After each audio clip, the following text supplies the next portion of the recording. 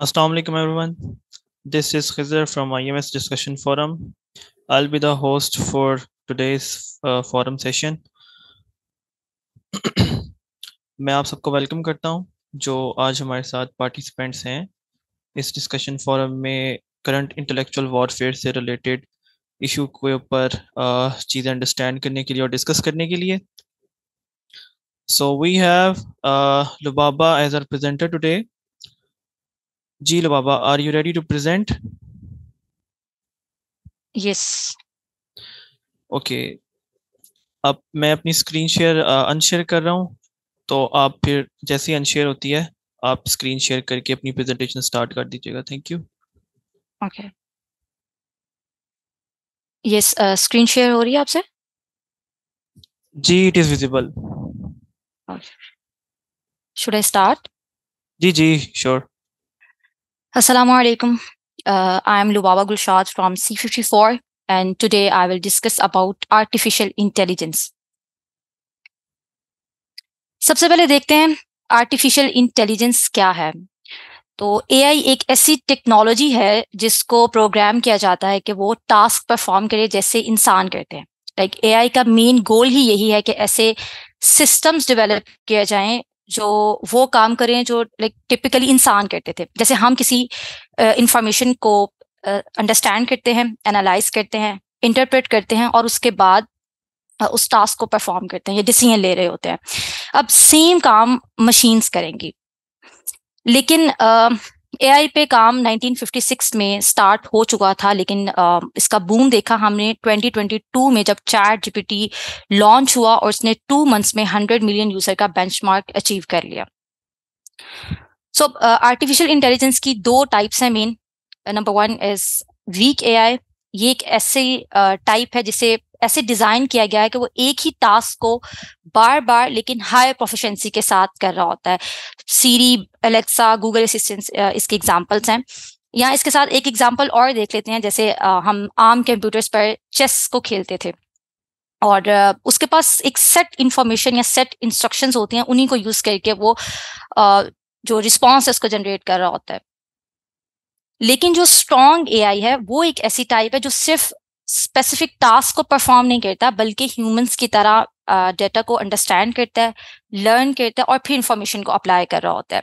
तो अगर हम चेस की एग्जांपल को दोबारा लें, तो जब पहली बार चेस के वर्ल्ड चैंपियन ने एआई मॉडल के साथ चेस खेली तो उसने एआई मॉडल को हरा दिया, क्योंकि उस एआई के पास, उस सिस्टम के पास वो ट्रिक नहीं था जो वर्ल्ड चैंपियन ने यूज किया. लेकिन उसी वर्ल्ड चैंपियन ने जब दोबारा उसके साथ गेम खेली तो एआई सिस्टम ने उसको हरा दिया, क्योंकि अब उसने वो लर्न कर लिया था ट्रिक जो उसके पास पहले नहीं था. और अब मेनली जो काम हो रहा है वो स्ट्रॉन्ग एआई पर ही हो रहा है. But the question is why we are discussing about artificial intelligence, क्योंकि हमारा जो टास्क है वो तो है इंटेलेक्चुअल वॉरफेयर. तो हमें आज इस क्वेश्चन का आंसर ढूंढना है कि क्या आर्टिफिशियल इंटेलिजेंस इंटेलेक्चुअल वॉरफेयर है या उसका कोई हिस्सा है. अगर आपको कोई पहले से आर्टिफिशियल इंटेलिजेंस के हवाले से इंफॉर्मेशन है तो प्लीज राइट इन कमेंट्स कि आपको क्या लगता है कि ये इंटेलेक्चुअल वॉरफेयर का हिस्सा है या नहीं.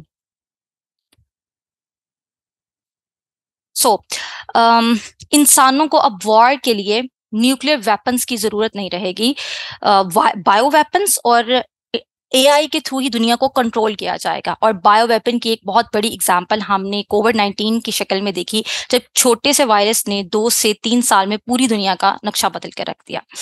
तो इसका मतलब तो ये हुआ कि अब जो पावर और एसेट्स का मीनिंग है वो चेंज हो रहा है, क्योंकि data is the new oil. और इसका प्रूव ये है कि 2021 में आफ्टर कोविड सऊदीया ने उतने ऑयल एसेट सेल नहीं किए थे जितने ज्यादा सॉफ्टवेयर इंडिया ने सेल करके रेवेन्यू जनरेट किया. According to government of India, उन्होंने 2021 में $148 बिलियन के सिर्फ सॉफ्टवेयर उसकी सर्विसेज को सेल करके रेवेन्यू जनरेट किया, जबकि उस साल सऊदी अरब ने $145 बिलियन के ऑयल एसेट्स को सेल किया. तो एक बहुत मेजर शिफ्ट नजर आया. अब इससे दुनिया में जो वॉर के रूल्स हैं वो रीडिफाइन हो रहे हैं, क्योंकि जो न्यूक्लियर वेपन्स हैं उनको भी यूज करने के लिए एआई सिस्टम्स का इस्तेमाल किया जाएगा. और इसकी जो सबसे प्रोमिनेंट एग्जांपल है वो इसराइल की है, जिसके पास फ़लस्तीन के लोगों का हर तरह का डाटा मौजूद है और उसको यूज़ करके डिसाइड करता है कि कब कहाँ उसने कैसे अटैक करना है। और जो उसकी एयर स्ट्राइक्स और रॉकेट्स होते हैं वो भी टोटली AI टारगेटेड सिस्टम पर डेवलप हुए हैं। और जब वो अटैक करते हैं तो पिन पॉइंट, एग्जैक्ट पॉइंट पर डिस्ट्रक्शन हो रही होती है।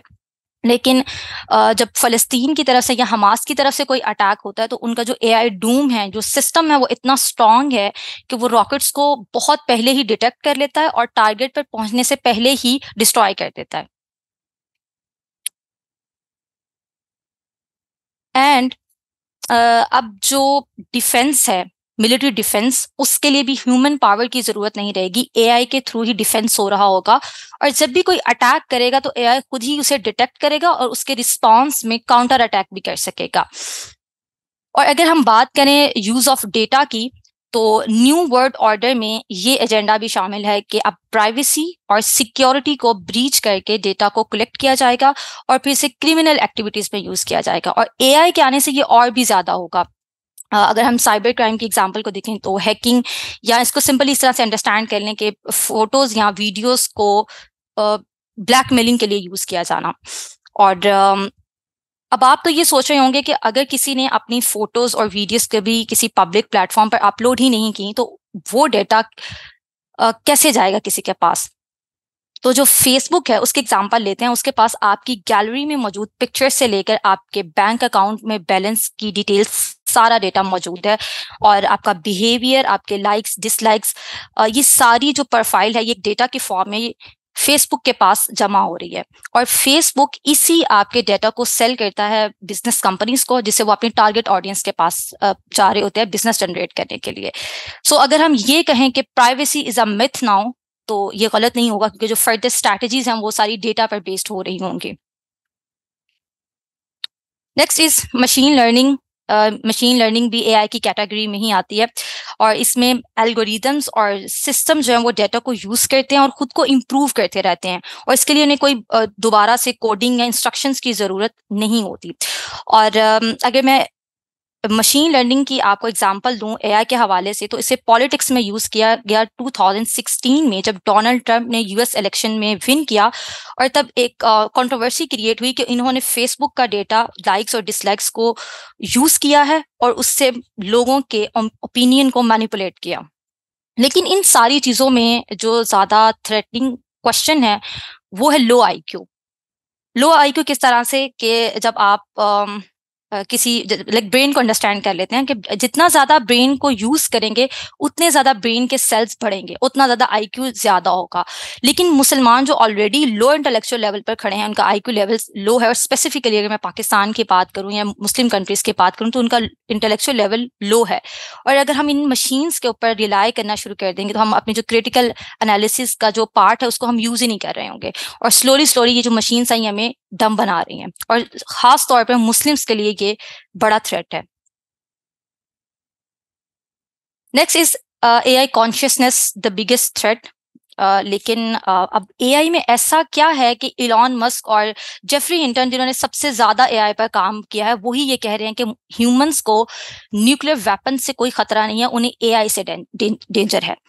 तो AI कॉन्शियसनेस को आसान तरीके से समझते हैं कि अगर फॉर एग्जांपल हम इमेजिन कर लेते हैं कि दुनिया पर कोई ऐसी मखलूक या ऐसी कोई मशीन आ गई है जिसे इंसानों के बारे में सारी इंफॉर्मेशन है, वो क्या कहते हैं, उनकी क्या बाइसिस हैं, या इंसानों ने कई साल लगाकर किसी चीज पर रिसर्च की, उसको अंडरस्टैंड किया, और वो मशीन सिर्फ एक चिप और एक USB के थ्रू वो सारा डेटा ट्रांसफर कर ले, और उसके बाद इंसान उसके लिए किसी काम के नहीं है, क्योंकि उसके पास वो सारी इंफॉर्मेशन मौजूद है। तो कॉन्शियसनेस का क्या कॉन्सेप्ट है कि अगर AI खुद को अपग्रेड करते करते इतनी सुपर इंटेलिजेंट हो जाए और इसको ये समझ आने लग जाए कि ये ह्यूमंस मुझे किस तरह से प्रोग्राम कर रहे हैं, उस पैटर्न को समझ जाए और अपनी कोडिंग खुद करने लग जाए, तो जो सुपीरियरिटी और डोमिनेंस का कॉन्सेप्ट है वो तो बिल्कुल ही चेंज हो जाएगा, क्योंकि इंसान फिर उस मशीन के किसी काम के नहीं है। क्योंकि ह्यूमंस को फूड भी चाहिए, उन्हें स्लीप भी चाहिए, लेकिन जो मशीन्स हैं उन्हें ना फूड की जरूरत है ना उन्हें स्लीप की जरूरत है। तो इसको अगर हम रिलेट करें फितना दज्जाल के साथ, तो जो सुपीरियरिटी और डोमिनेंस का कॉन्सेप्ट चेंज होगा, उससे इन टर्म्स ऑफ डोमिनेंस इंसान हो सकता है कि दोबारा स्टोन एज में चला जाए। क्योंकि जब हम अहादीस को देखते हैं तो हमें हज़रत ईसा अलैहिस्सलाम का दज्जाल के खिलाफ तलवार से जहाद करने का जिक्र मिलता है, या हमें याजूज और माजूज के खिलाफ किसी न्यूक्लियर वेपन के इस्तेमाल का रेफरेंस नहीं मिल रहा होता। सो जो एआई कॉन्शियसनेस है वो फितना दज्जाल के लिए एक बहुत बड़ा टूल हो सकती है। Next is deep fake. Deep fake एक ऐसी टेक्नोलॉजी है जिसमें पिक्चर्स, वीडियोस और ऑडियोज को इस तरह से मिक्सअप करके ऐसा कंटेंट बनाया जाता है जो बिल्कुल फील लाइक रियल कंटेंट होता है और बहुत डिफिकल्ट टू डिफरेंशिएट होता है। कोई अंडरस्टैंड नहीं कर पाता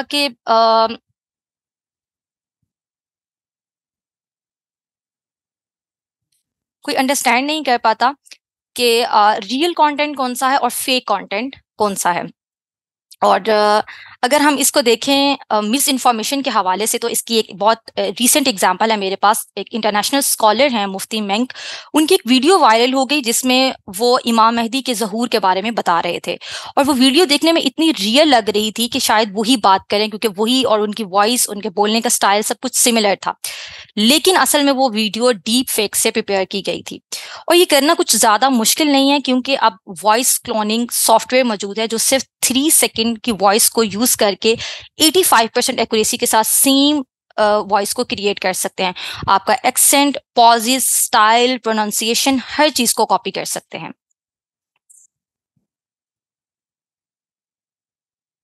लेकिन इसका इम्पैक्ट क्या आएगा? डीप फेक से क्या इम्पैक्ट आएगा सोसाइटी पर, मुस्लिम्स पर? सबसे पहले तो ये कि जो डेटा है उसकी क्रेडिबिलिटी ही बहुत कम हो जाएगी, क्योंकि हर शख्स कंफ्यूज ही रहेगा कि असल डेटा कौन सा है, फेक कौन सा है, डिफरेंशिएट कैसे करना है। और सिर्फ यही नहीं, जो इस्लामिक कंटेंट है उसको फैब्रिकेट किया जा रहा होगा। और एआई जो है वो अब सारी अहदीस को मिलाकर एक नई हदीस बना सकता है, जो सुनने में तो ऐसे ही लगेगा जैसे बिल्कुल ठीक है, रियल है, लेकिन आप किसी बुक में या कहीं भी उसको चेक करेंगे तो आपको उसका रेफरेंस नजर नहीं आएगा। तो इसको देखते हैं। सही मुस्लिम हदीस नंबर 16, जिसमें रसूलुल्लाह सल्लल्लाहु अलैहि वसल्लम ने फरमाया, आखिरी ज़माने में ऐसे दज्जाल फरेबकार होंगे जो तुम्हारे पास ऐसी अहादीस लाएंगे जो तुमने सुनी होंगी या तुम्हारे अबा ने। तुम उनसे दूर रहना, कहीं वो तुम्हें गुमराह ना कर दें और तुम्हें फितने में ना डाल दें। तो हमें इसका जो रेफरेंस है वो डायरेक्टली सही मुस्लिम से मिल रहा है कि किस तरह से जो फैब्रिकेशन ऑफ इस्लामिक कंटेंट है वो हो सकता है। और सिर्फ यहाँ तक ही नहीं, अब जो एआई सिस्टम्स हैं वो एलजीबीटीक्यू और जो डिफरेंट प्रोपेगेंडाज और एजेंडाज हैं उनको जस्टिफाई करके मुस्लिम्स को बता रहे होंगे। और इसके बाद अगर हम पॉलिटिकल मैनिपुलेशन पर देखें, तो अगर यही deep fake videos and content जो है वो मुस्लिम लीडर्स के खिलाफ बना कर यूज़ किया जा सकता है। और जनरली जो हमारा जो एक तरीका है कि हम कभी भी किसी भी इंफॉर्मेशन, न्यूज़ का सोर्स नहीं चेक कर रहे होते, हम सिर्फ वायरलिटी फैक्टर में इंडल्ज हो जाते हैं और सिर्फ उसको प्रमोट करते हैं, शेयर कर देते हैं, उसका जो सोर्स है उसको चेक नहीं कर रहे होते हैं। तो इससे पॉलिटिकल मैनिपुलेशन हो सकती है। इसके अलावा यही फेक कंटेंट, जो डीप फेक कंटेंट है, इसको स्पेशली फिरकावारियत या सेक्टरिज्म के लिए यूज किया जा सकता है। और अगर ये देखा जाए कि एक सेक्टर के जो स्कॉलर हैं वो दूसरे सेक्टर के स्कॉलर के बारे में कुछ कह रहे हैं और लोग बगैर तहकीक के उसको वायरल कर देते हैं, तो इसको मैं आपको रियल टाइम एक एग्जांपल से रिलेट करती हूँ। इंजीनियर मोहम्मद अली मिर्जा एक फेमस स्कॉलर हैं, उनके बारे में किसी ने कत्ल का फतवा दिया।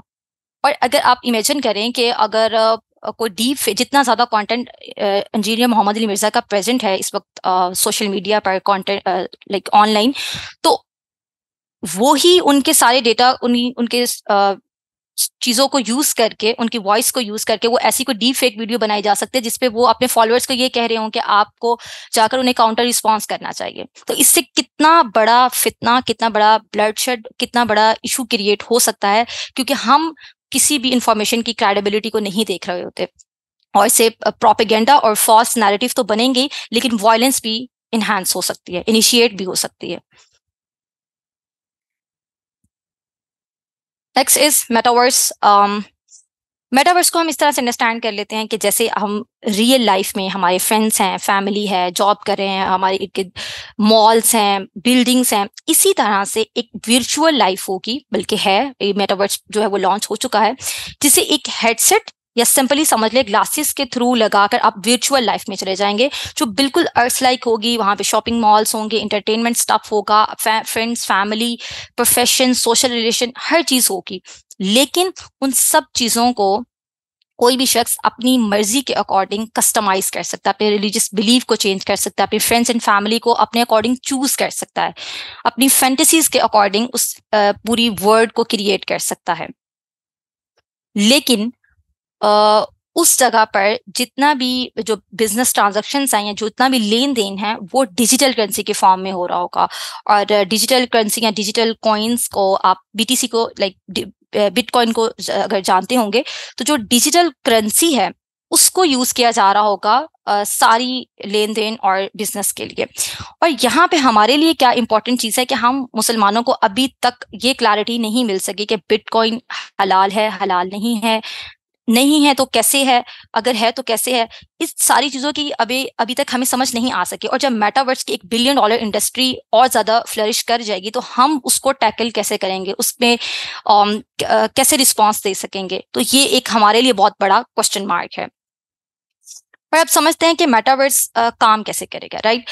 तो अगर कोई भी शख्स अपने फोन को अपने सामने रखे और एक वीडियो को रिकॉर्ड करके मेटावर्स पर अपलोड कर दे, तो सेम उसकी जैसा 100% विजुअल अवतार या विजुअल बोर्ड बन जाएगा, जो उसके फेस एक्सप्रेशन से लेकर उसके बोलने के स्टाइल, हर चीज को कॉपी कर रहा होगा। और जितना ज्यादा टाइम वो वहां पर स्पेंड करेगा उतना ज्यादा मेटावर्स उस डाटा को कलेक्ट करता रहेगा।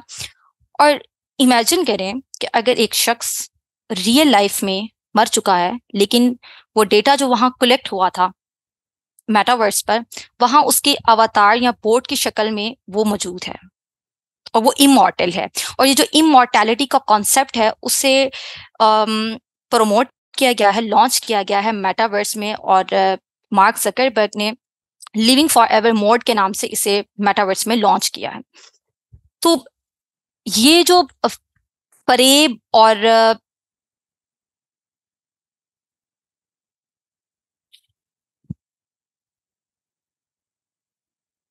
ये जो फरेब और धोखे की जिंदगी है, जो कि रियल में तो कुछ भी नहीं है, रियल लाइफ तो बिल्कुल डिफरेंट है। और वर्चुअल लाइफ में लग रहा होता है कि बहुत ज्यादा चीजें अचीव कर ली हैं, यहाँ पर प्रॉपर्टी भी ले ली है, यहाँ पे एंटरटेनमेंट भी हो रही है, लेकिन रियल लाइफ में वो कुछ भी नहीं है। और जो ये धोखा है, इसको अगर हम रिलेट करें फितना दज्जाल के साथ, और सही बुखारी की हदीस है 338, जिसका मफहूम ये है कि आप सल्लल्लाहु अलैहि वसल्लम ने फरमाया कि दज्जाल के एक हाथ में जन्नत और एक हाथ में जहन्नुम होगी, लेकिन उसकी जन्नत असल में जहन्नुम और जहन्नुम असल में उसकी जन्नत होगी। तो इससे जो एक कॉन्सेप्ट डेवलप हो जाता है ना कि जब ये फितना आएगा तो हमें वो चीज इतनी डिफरेंट नहीं लगेगी, क्योंकि हमने ऑलरेडी उस तरह के एक को देखा होगा और हम उस पर बिलीव कर सकेंगे। क्योंकि अपेरेंटली चीज तो बहुत अपीलिंग लग रही है मेटावर्स, लेकिन रियल में इसकी कोई एग्जिस्टेंस नहीं है। और यही इस तरह का जो फितना है वो दज्जाल के साथ होगा कि अपेरेंटली तो उसकी ये लग रही होगी कि ये जन्नत है, लेकिन वो असल में अंदर से जहन्नुम होगी। लेकिन अब हम बात करते हैं पोटेंशियल थ्रेट्स की, कि डीप फेक मेटावर्स से क्या पोटेंशियल थ्रेट्स हो सकते हैं। जो सबसे मेजर थ्रेट है वो है इकोनॉमिक वॉरफेयर। तो मेटावर्स ने इन्फ्लुएंसर्स, बिजनेसमैन, उन सब लोगों को प्रमोट किया है कि वो आकर मेटावर्स को ज्वाइन करें। और उससे क्या होगा कि हर्ट साइकोलॉजी की वजह से जो लोग उसको ज्वाइन नहीं कर रहे होंगे वो और लोगों को देख के ज्वाइन करेंगे कि हम क्यों पीछे रह जाएं या हम लेफ्ट आउट फील कर रहे हैं, हमने ये काम नहीं किया, तो वो भी उसे कोई चॉइस नहीं होगी उनके पास कि उसको ज्वाइन ना करें, वो अल्टीमेटली उसको ज्वाइन कर रहे होंगे। और मैसेज को पुल करने के लिए सेलिब्रिटी, लग्जरी ब्रांड्स और इंटरटेनमेंट स्टफ को मेटावर्स में प्रमोट किया जा रहा है। और जैसे एक फेमस सिंगर है, उनका एक कॉन्सर्ट करवाया गया और लोगों ने फोर्सफुली डिजिटल टिकट्स बाय की सिर्फ उस कॉन्सर्ट को लेने के लिए। और इसी तरह अब जो बड़े बड़े फैशन ब्रांड्स हैं, लुई विटॉन, गुची, बर्बरी, ये सब NFT बाय कर रहे हैं जो मेटावर्स में यूज होगी। और इससे जो रियल वर्ल्ड इकोनॉमी है वो डेफिनेटली डिस्टर्ब होगी, क्योंकि ये $1 बिलियन इंडस्ट्री है।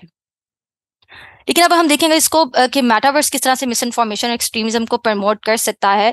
तो सबसे पहले तो ये है कि जितना ज्यादा कोई मेटावर्स को यूज करेगा उतना ज्यादा डोपामिन रिलीज हो रहा होगा, और जैसे ही वो उस हेडसेट को, ग्लासेस को रिमूव करेगा तो उसको रियल वर्ल्ड को फेस करके डिप्रेशन और एंजाइटी होगी, और वो दोबारा उसी प्लेयर को लेने के लिए मेटावर्स को और ज्यादा यूज कर रहा होगा।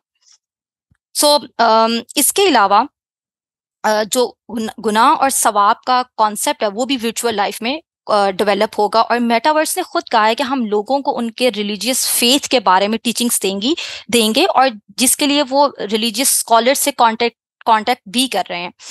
और स्पेसिफिकली अगर हम मुस्लिम्स की बात करें तो रियल वर्ल्ड में हम इस्लाम को ठीक से रिप्रेजेंट नहीं कर पा रहे, तो हम वर्चुअल लाइफ में कैसे रिप्रेजेंट करेंगे, और वहां पर फिर कोई भी कहीं भी कैसे भी जाकर रिप्रेजेंट कर रहा होगा, जैसे मिस इन्फॉर्मेशन फैलेगी और फॉल्स रिप्रेजेंटेशन होगी मुस्लिम्स की और अल्टीमेटली इस्लामिक रूल्स की। क्योंकि अगर हमारी जो रिसर्च है, हमारी जो लीडरशिप है, वो तो इस वक्त इतनी लो है कि हमें किसी चीज के बारे में इंफॉर्मेशन ही नहीं है, और अगर हमने इस पे काम नहीं किया तो जो इस्लामोफोबिया है या जो फॉल्स कॉन्टेंट है वो और ज्यादा प्रमोट हो रहा होगा इवन इन वर्चुअल लाइफ।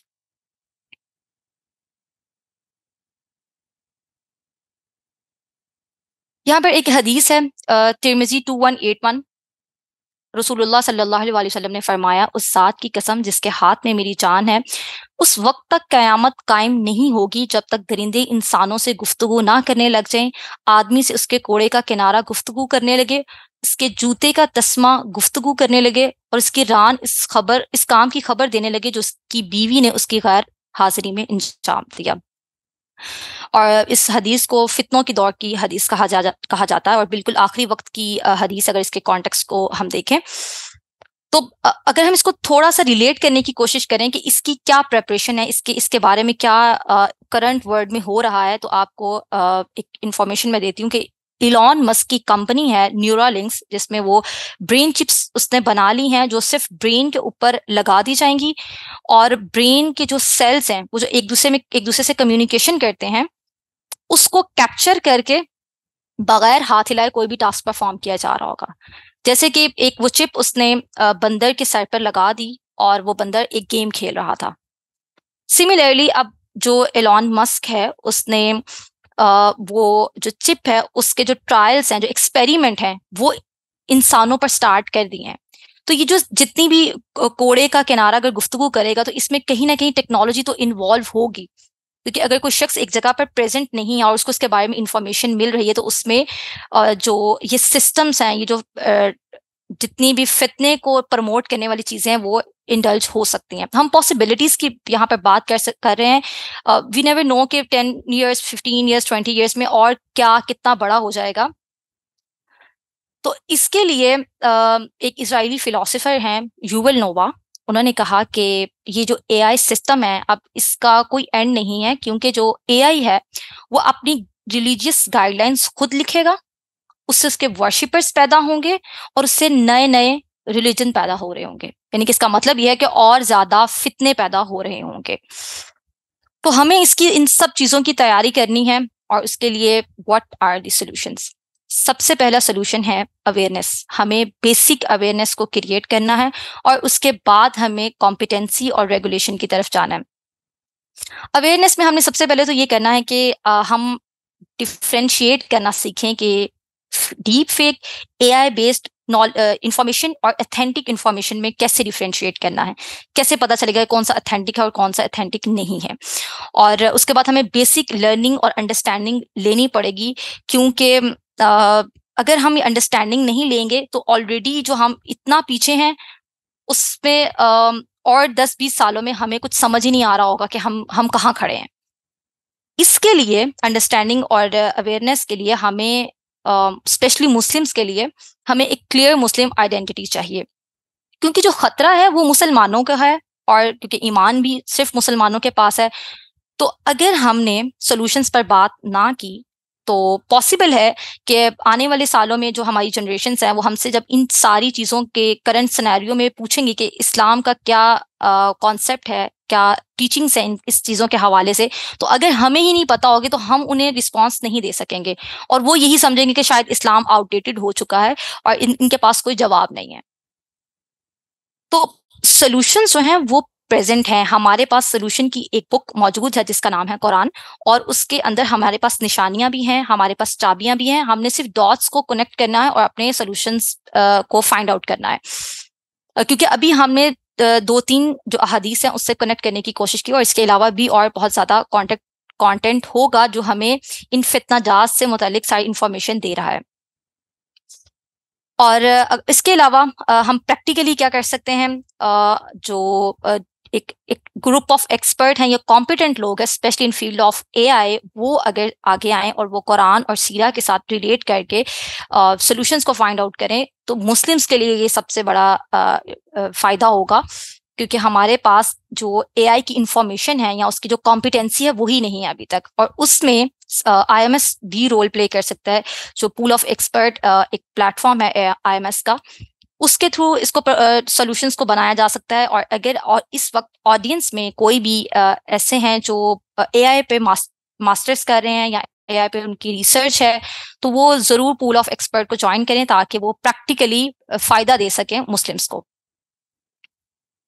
इसके अलावा जो इंटरनेशनल फोरम्स हैं, ऑर्गेनाइजेशंस हैं, उनके साथ वॉलंटियरली काम करें, रिसर्च करें, और ताकि हमें सिस्टम की अंडरस्टैंडिंग हो सके कि सिस्टम किस तरह से अंडरस्टैंड कर रहा है, फिर ही हम उसमें से लूप होल्स और प्रॉब्लम्स और कहाँ से मिस इन्फॉर्मेशन जा रही है या डेटाबेसिस में क्या बाइसिस हैं, क्या एल्गोरिदम्स हैं, हम उन सारी चीज़ों को अंडरस्टैंड कर पाएंगे। उसके बाद है लेजिस्लेशन एंड रेगुलेशन, जिसके ऊपर पूरी दुनिया बात कर रही है कि इसके लिए कोई रूल, कोई लॉ, कोई रेगुलेशन होनी चाहिए ताकि हम इसको कंट्रोल कर सकें। सिर्फ ऐसा नहीं कि ये जो ऑल ओवर द वर्ल्ड है उन लोगों के सिर्फ मुस्लिम्स के लिए प्रॉब्लम है, ये ऑल ओवर द वर्ल्ड जो लोग हैं उनके लिए भी प्रॉब्लम है कि गलत हाथों में जब एआई का इस्तेमाल होगा और हो रहा है तो उससे क्या डिस्ट्रक्शन आएगी सोसाइटी पर, उसको कंट्रोल करने के लिए लेजिस्लेशंस, रूल्स चाहिए हमें।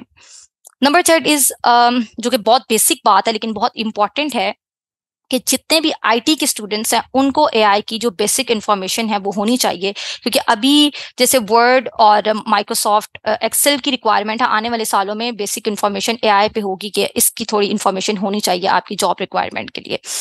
तो हमें जो रियल टाइम प्रैक्टिकल सॉल्यूशंस हैं उसके ऊपर बात करनी है, क्योंकि वो दिन फिर दूर नहीं होंगे जब हमारी जनरेशन जो है वो ये कह रही होंगी कि मैंने रोबोट से शादी करनी है, क्योंकि मुझे तो इससे फील होती है और ये रोबोट्स नहीं है, ये मैन मेड ऑब्जेक्ट्स हैं। तो फिर हमारे पास कोई वापसी का रास्ता नहीं होगा, क्योंकि हमने अपनी रिसर्च नहीं की होगी, हमने वो लीडरशिप छोड़ दी है, उससे हमें दोबारा सॉल्यूशंस निकालने हैं। Last point, don't be scared, be prepared. Muslims का हमेशा से ये काम रहा है कि जब भी कोई टेक्नोलॉजी आती है तो मुस्लिम्स हमेशा सबसे लास्ट पे उसको अडॉप्ट करते हैं। उन्हें ये लगता है कि ये बहुत स्केरी है, इसको यूज़ नहीं करना, और उससे इतना पीछे चले जाते हैं कि उसको कॉप अप करते कई साल गुजर जाते हैं और दुनिया उससे कहीं आगे जा चुकी होती है। तो हमने इससे स्केर्ड नहीं होना, हमने इसकी प्रेपरेशन करनी है। और प्रेपरेशन के साथ एक चीज मैं रिलेट करूंगी और एक थॉट प्रोवोकिंग पॉइंट है, उसको रिलेट करने की कोशिश कीजिएगा कि एआई के साथ वो किस तरह से रिलेट कर रहा है। एक हाइपोथेटिकल किस्सा है, शैतान एक दफा एक वली के पास गया और उससे पूछा कि तुम अल्लाह पर ईमान क्यों रखते हो। तो उसने उसको एक रीजन बताई और उसने उसके दिल में उसके खिलाफ उस चीज के लिए कंफ्यूजन डाल दी। उसने उसको दूसरा पॉइंट बताया कि मैं इसलिए अल्लाह पर यकीन रखता हूँ, तो उसने उसको उससे मुतालिक एक और वसवसा उसके दिल में डाल दिया। करते करते उस वली ने उसको 100 से ज्यादा पॉइंट्स बताए और शैतान उसके दिल में कंफ्यूजन डालता रहा और वो उसको कंफ्यूज करके जा ही रहा था कि उसे रास्ते में एक बज़ाहिर अनपढ़ सा शख्स नजर आया और उसने उससे पूछा कि तुम बताओ कि तुम अल्लाह पर ईमान किस वजह से रखते हो। तो उसने कहा कि मैं अल्लाह पर ईमान बगैर किसी वजह के रखता हूँ। तो उसको समझ नहीं आई कि मैं इसको किस तरह से कंफ्यूज करूं, क्योंकि जो शैतान है उसका ये एक ट्रिक है कि वो हमें इस चीज में इंडल्ज करता है कि हर चीज की जस्टिफिकेशन दो। तो एआई के साथ इसको रिलेट करने की कोशिश करें, और डू लेट मी नो कि आपको इससे क्या समझ आती है, कैसे एआई से रिलेट करता है। और इसके अलावा भी अगर आपको लगता है कि कोई और सॉल्यूशंस हैं जिस पर हम काम कर सकते हैं एआई के हवाले से, स्पेशली मुस्लिम्स, तो यू कैन टेल मी और right in comment box. Lubaba, basically we have another presentation today related to your topic. So आप उन presenters के साथ उन presenter के साथ मिल के अगर questions के आंसर कर देंगी after that presentation तो that will be good, क्योंकि वो जो आपके पास presentation है उसका जो आपके पास topic है वो AI threats and Islam, तो आप दोनों मिल के फिर questions को अच्छे से deal कर सकते हैं. Yes, it's fine. Yes. Okay, so That's all. Thank you. Miss Ikra, ji, Miss Ikra, are you listening? If you listen, kindly respond so that आपकी presentation जो है ना उसको continue करें. जी Fazir, I'm listening. Can I screen share? Ji, sure, you can share your screen. Okay. Ji, screen visible है सबको? जी हाँ, visible है. गो अहेड. ओके, जी, जो लुबाबा का टॉपिक है उसी को मैं फर्दर उसमें कुछ पॉइंट्स ऐड करना चाहूँगी. Amazing presentation by her. So मैंने थ्रेड्स के रिलेटेड एआई को कंटिन्यू करना था कि कुछ पॉइंट्स ऐड करने थे कि व्हेन द टेक्नोलॉजी जो है वो कंबाइन कर दी जाती है गॉड विजन के साथ, कि आप लोगों ने अब यही करना शुरू कर दिया कि गॉड के विजन को एक टेक्निकल विजन बनाना शुरू कर दिया है कि या तो वो साइंस पे अंधा बिलीव करेंगे विच आर मोस्टली एथियस्ट, और जब एआई की एक एवोल्यूशन आना शुरू होगी तो फिर they will even further believe in AI so much कि उन लोगों के माइंड से गॉड का कॉन्सेप्ट अगर बचपन से नहीं डाला गया तो it will become so difficult for them to adopt this concept. Knowledge होना इसकी बहुत ज़रूरी है, बट अगर नॉलेज आप किसी विजन के बगैर दिए जा रहे हैं तो that can become so much threatening. मैं एक हदीस कोट करना चाहूँगी from the Messenger of Allah sallallahu alaihi wasallam. He said, "By Allah, it is not poverty that I fear for you, but rather I fear you will be given the wealth of the world, just as is were given to those before you. You will compete for it, just as they competed for it, and it will ruin you, just as it ruined them." So नबी इस्लाम ने यहाँ पे गुर्बत की बात की है कि मैं गुर्बत से नहीं डरता, लेकिन एक ऐसी दौलत जो तुम्हें अब हम अगर हम इसको इस तरह विजुलाइज करें कि जो एआई है it is also a wealth. Risk का कॉन्सेप्ट आई थिंक हम सबको पता है कि risk is not just money, it's not just food. Risk में नॉलेज भी है. हमारी टेक्निकल एडवांसमेंट जो हुई है हमारे दौर में, अल्लाह ने जो हमें इतनी सहूलियात दिए हैं, that is also risk for us. तो जब एआई का एक और उसमें एडिशन हो रहा है तो हम ये इमेजिन नहीं कर सकते कि अगर हमने इस अल्लाह की नेमत को एक कमेंट आया था कि उन्होंने कहा था should we move away from science and technology to save ourselves from this whole फितना. तो नहीं, सोल्यूशन ये नहीं है. सोल्यूशन ये है कि आप इसको अडॉप्ट करें. आप इस हायरार्की के अंदर अपने आप को डोमिनेंट करें ताकि आपका जो ग्रिप है, let it not control you, rather you have to be in control of it. Now एक फैमिली स्ट्रक्चर जो एआई जिसको सिवियरली इफेक्ट करेगा, the family structure is that, आप लोगों ने न्यूज़ सुनी होगी कि रिसेंटली लोगों ने एआई को इस कदर फैमिली में अडॉप्ट करना शुरू कर दिया है that they are visualising their family within AI. I heard a news that एक फैमिली है अमेरिका में where they are a mother is married to an AI man, और वो एआई मैन जो है that the kids of that mother is calling that AI man their father. तो इस तरह फैमिली स्ट्रक्चर जो है वो बनना शुरू हो गया है. हमारी यूथ एक बहुत बड़े फितने का शिकार है which is you can say unfortunately the girlfriend boyfriend the community that's going on.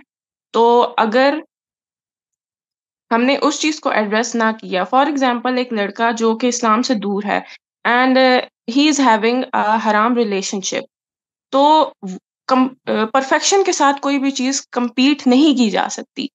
कि जिस तरह अब अगर एक लड़के को he can not find a spouse और he can not find a girlfriend for example, तो वो एआई की तरफ मूव करेगा, और AI is more than ready to facilitate.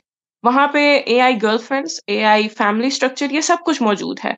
So in a few years, maybe it's not common now, but we will see कि लोग literally AI में अपने फैमिली को इमेजिन करना शुरू कर देंगे and nothing will be real. एक और चीज़ जो एड्रेस करनी थी मैंने वो है सिंगुलैरिटी. ये सिंगुलैरिटी का कॉन्सेप्ट ये है कि एक ह्यूमन लेवल इंटेलिजेंस है और एक है एआई लेवल इंटेलिजेंस। अब जब AI level intelligence human level intelligence पे पहुंच जाएगी तो वो हो गई सिंगुलैरिटी और फिर होगा एक लूप क्रिएट होना शुरू हो जाएगा कि अब ह्यूमन इंटेलिजेंस की जरूरत नहीं रही, we have to adopt the AI intelligence. तो ये एक रिपोर्ट थी अबाउट द सिंगुलैरिटी। एक रेवोल्यूशन जो हमने देखी थी वो थी इंडस्ट्रियल रेवोल्यूशन। इंडस्ट्रियल रेवोल्यूशन में ये हुआ कि बहुत सी families, millions of families were affected और लोगों ने जॉब्स की तरफ और घरों से निकलना शुरू कर दिया and they move towards the industries and the cities. अब imagine AI revolution. AI revolution किस तरह अफेक्ट कर सकती है हमारे माशरे को अगर हमने उसे सही तरह यूज ना किया।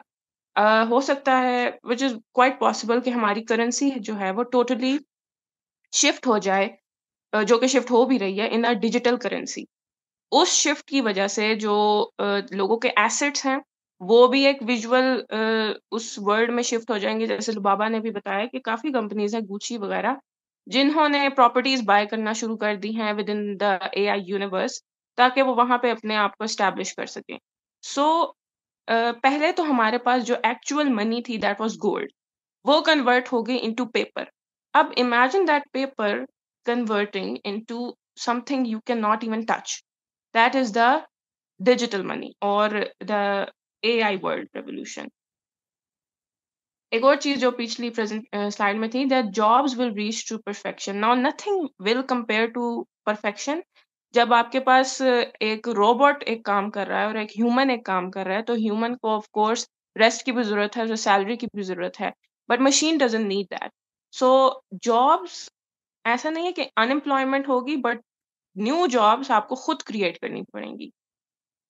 Another report from the website about the coronavirus is that बहुत सी reports हमें सुनने को मिली कि COVID-19 was not it was a genetically engineered virus। मतलब ये coincidence नहीं था।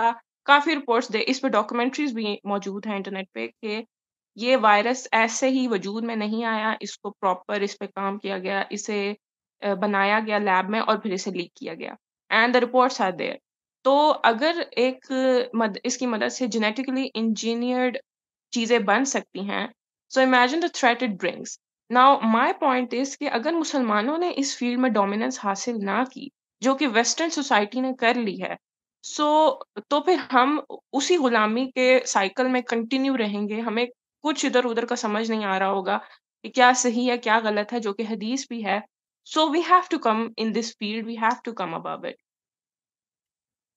अब इस्लामिक रूलिंग्स जो हैं कि अब हमें, जैसे लुबाबा ने बात की कि बिटकॉइन का समझ नहीं आ रहा कि इट्स हलाल और हराम। So why is that? हमारे पास इसकी रूलिंग्स क्यों नहीं है? क्योंकि मुसलमानों ने, जो हमारे पिछले जो स्कॉलर्स हैं, उन्होंने जिस फील्ड में काम किया है, अल्लाह उन्हें इसका अजर दे, कि उन्होंने जो हमारे पास फतवा और ज्यूरिस्प्रूडेंस और जो चीज़ें हमारे सामने रखी, हम उनके ऊपर अमल करके हलाल और हराम की तमीज़ करते हैं। बट ये पब्लिकेशन स्टॉप हुई नहीं है।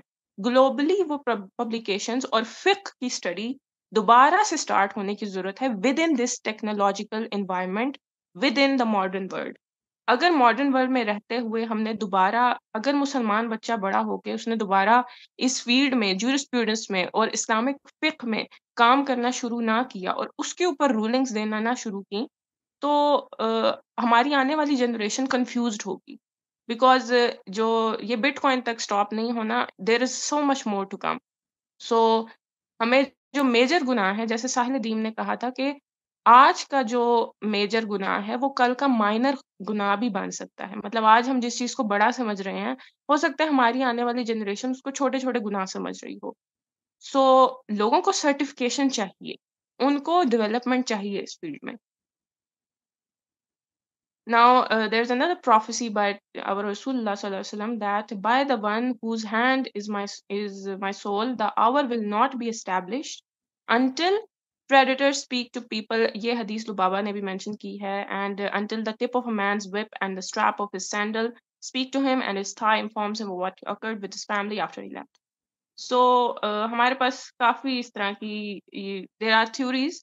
तो हमारे पास काफ़ी इस तरह की चीज़ें आ चुकी हैं। There are shoes who are talking to the humans, there मतलब आप वॉक करें, आपका शूज़ आपको बोल के बताएगा कि ये नाइकी का एक प्रोडक्ट है कि आपका शूज़ आपको खुद बोल के बताएगा these are the steps you took, इतने स्टेप्स आप लेंगे तो आप घर तक पहुँचेंगे और आपकी कैलोरीज़ इतनी अभी तक लूज़ हो जानी चाहिए।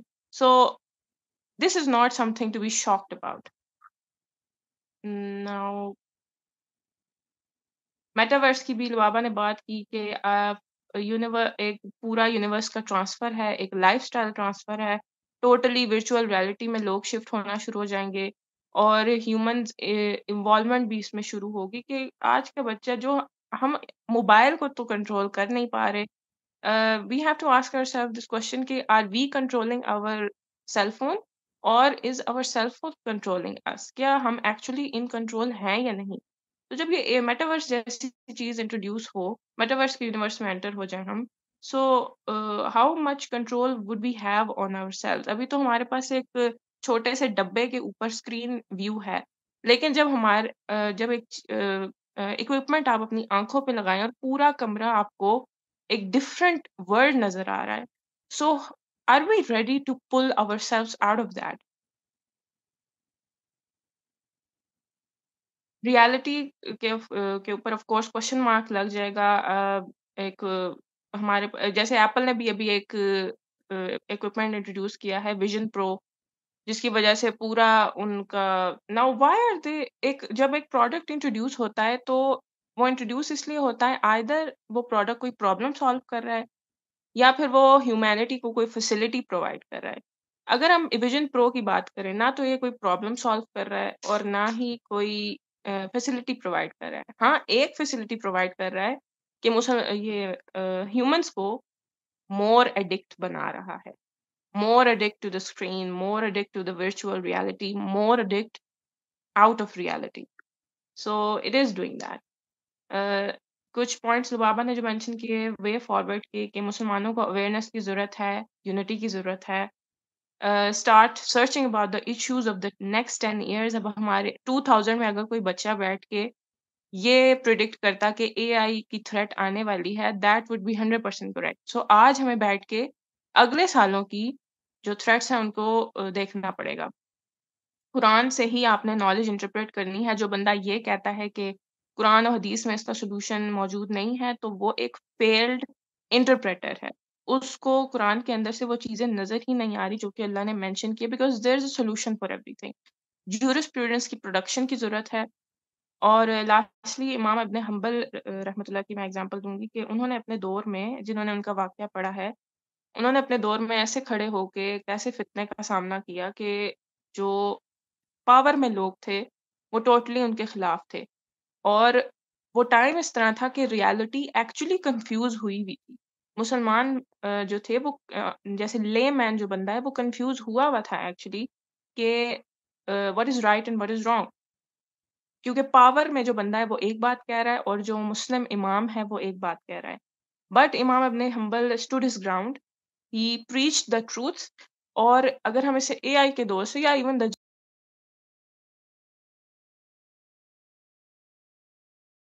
पावरफुल या फिर कैपेबल या एक्चुअली स्ट्रॉन्ग कि हम फितने के दौर में पहचान सकें व्हाट इज राइट एंड खैर for listening everyone. We can take the questions and Baba can answer it, inshallah.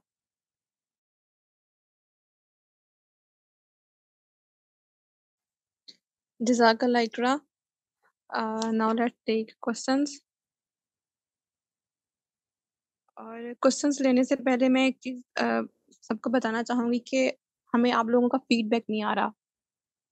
Discussion forum पे कोई भी पार्टिसिपेंट जो फीडबैक नहीं दे रहा, तो उसकी रीज़न क्या है वो भी आप प्लीज़ कमेंट सेक्शन में ज़रूर बताएँ। और अगर आप फीडबैक फॉर्म फिल नहीं करेंगे तो हम अपने आप को इम्प्रूव नहीं कर सकेंगे। यानी कि अगर आपको कोई मिस्टेक लगती है हमारी किसी एक्टिविटी में, तो आप हमें बताएँगे तो हमें पता चलेगा। सो आई रिक्वेस्ट कि आप फीडबैक फॉर्म को ज़रूर फिल करें, थोड़ी देर तक शेयर कर देंगे कमेंट सेक्शन में। Now move to the question answer. Okay, here I have Hafsa. Yes Hafsa, please unmute. अस्सलाम वालेकुम रहमतुल्लाह।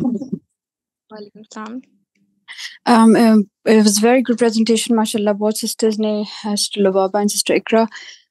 This AI becoming a very serious problem और वर्ल्ड ओवर ये किस तरह टेक ओवर कर रहा है, बहुत अच्छा उन्होंने एक्सप्लेन किया. मैं इसके सॉल्यूशंस के हवाले से ही बात करना चाह रही थी कि हम कैसे अपने अपने आने वाले बच्चों के लिए, यानी अपने आने वाली जनरेशन्स के लिए जिसमें हमारे बच्चे अब ग्रो हो रहे हैं, तो हम उनको किस तरह इससे मतलब हम कैसे प्रिडिक्ट करेंगे, कैसे मोर और जानेंगे कि ये कितना इवॉल्व होगा और ये कितना किस हद तक टेक ओवर कर लेगा. क्योंकि जिस तरह उन्होंने बताया ना कि ह्यूमन ब्रेन को अब ये हमने सुपर ह्यूमन इंटेलिजेंस डिज़ाइन कर दी है, और ये सुपर ह्यूमन मतलब क्या कह रहे हैं, सुपर इंटेलिजेंट ये जो रोबोट्स हैं और ये सब कुछ. तो इससे तो यही लगता है कि इस तरह मशीन्स रेवोल्यूशन आया था, इंडस्ट्रियल रेवोल्यूशन, तो मशीन्स ने ह्यूमंस को बहुत ज़्यादा जो है वो आउटकास्ट किया था. ह्यूमन रिसोर्स की उस तरह स्किल की उस तरह ज़रूरत नहीं रहती थी फिजिकली जितनी पहले होती थी.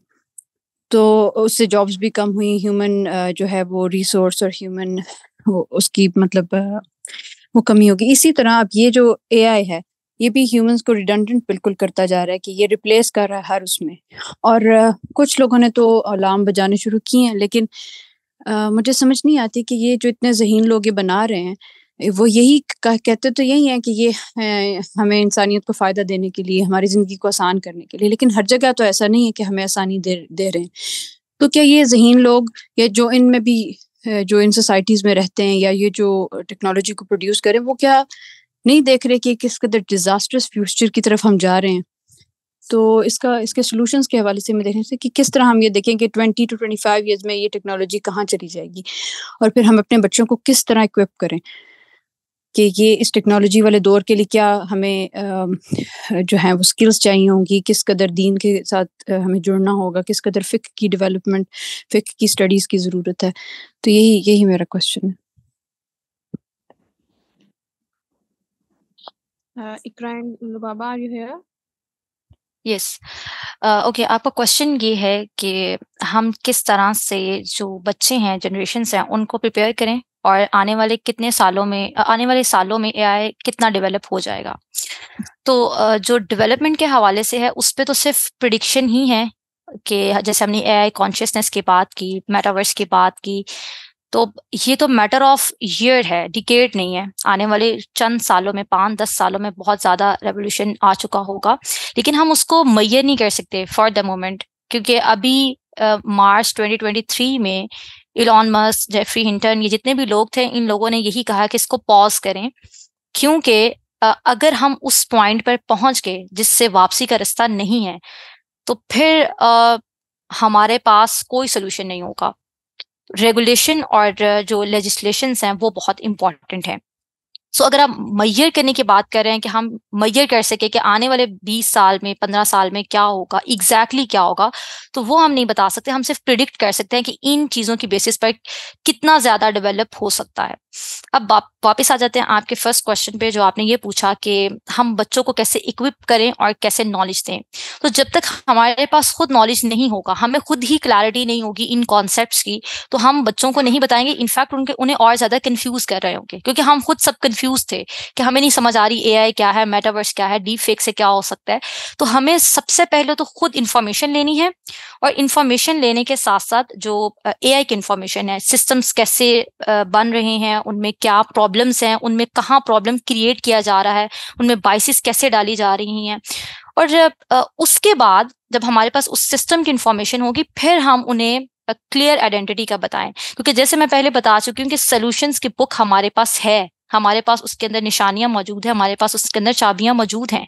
हमें बहुत डायरेक्ट अहादीस मिल रही हैं फितने के हवाले से. अहादीस पे देखिए कितनी डायरेक्ट हदीस थी कि ऐसी अहादीस मिलेंगी जिसका रेफरेंस नहीं होगा और आपने उस पर यकीन नहीं करना. और लिटरली अगर आप अभी जाके चैट जीपीटी पर लिखेंगे किसी हदीस के हवाले से, तो वो आपको ऐसी हदीस बना देगा जो कि एग्जिस्ट नहीं कर रही होगी. तो हमें रिलेट भी करना है और एग्जैक्ट इंफॉर्मेशन कुरान और सीरा से देनी है, क्योंकि जब बेसिक्स क्लियर होंगे ना, तो उसके बाद कितना बड़ा सिनेरियो हो, कितना बड़ा फितना है, और जब बेसिक्स की इंफॉर्मेशन होगी तो उसे सॉल्व आउट किया जा सकता है. उसके बाद एक पॉइंट आपका और था, सॉरी, वो रिपीट कीजिएगा.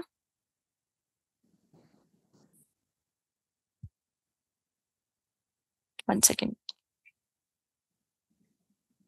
Lubaba, she is not here now. She's not here. Okay. I'm moving forward. Okay. Okay. Munazza.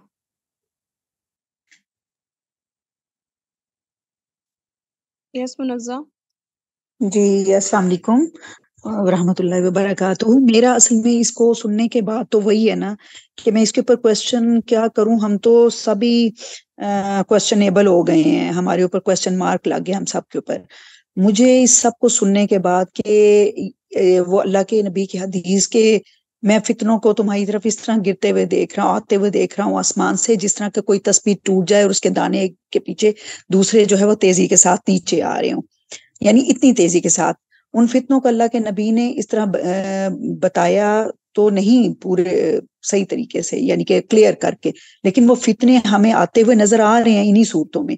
ये हो सकते हैं, इससे बड़े और हो सकते हैं। मुझे सिर्फ ये कहना है कि आया इसके ऊपर हमारे यहाँ, जैसा कि अब ये बड़े अरसे से डिबेट शुरू हुई है इसके ऊपर, एआई के ऊपर, तो हमारे जो एज अ उम्मत मुस्लिमा और हमारे जो उलमा है या हमारे जो पढ़ा लिखा तबका है जो फिक्र रखता है, वो इसके ऊपर क्यों नहीं गौर और फिक्र करे, क्यों नहीं आवाज उठा रही है, क्यों नहीं इसकी तरफ आना चाह रहे, हमारे उलमा को इसकी फिक्र क्यों नहीं हो रही। हम तो अपने वो अस्तंजे के तरीके और टखनों से ऊपर शलवार और हमने अपना फिरकों की लड़ाइयों से ही बाहर नहीं आ रहे, तो हम कब इन चीजों की तरफ तवज्जो करेंगे।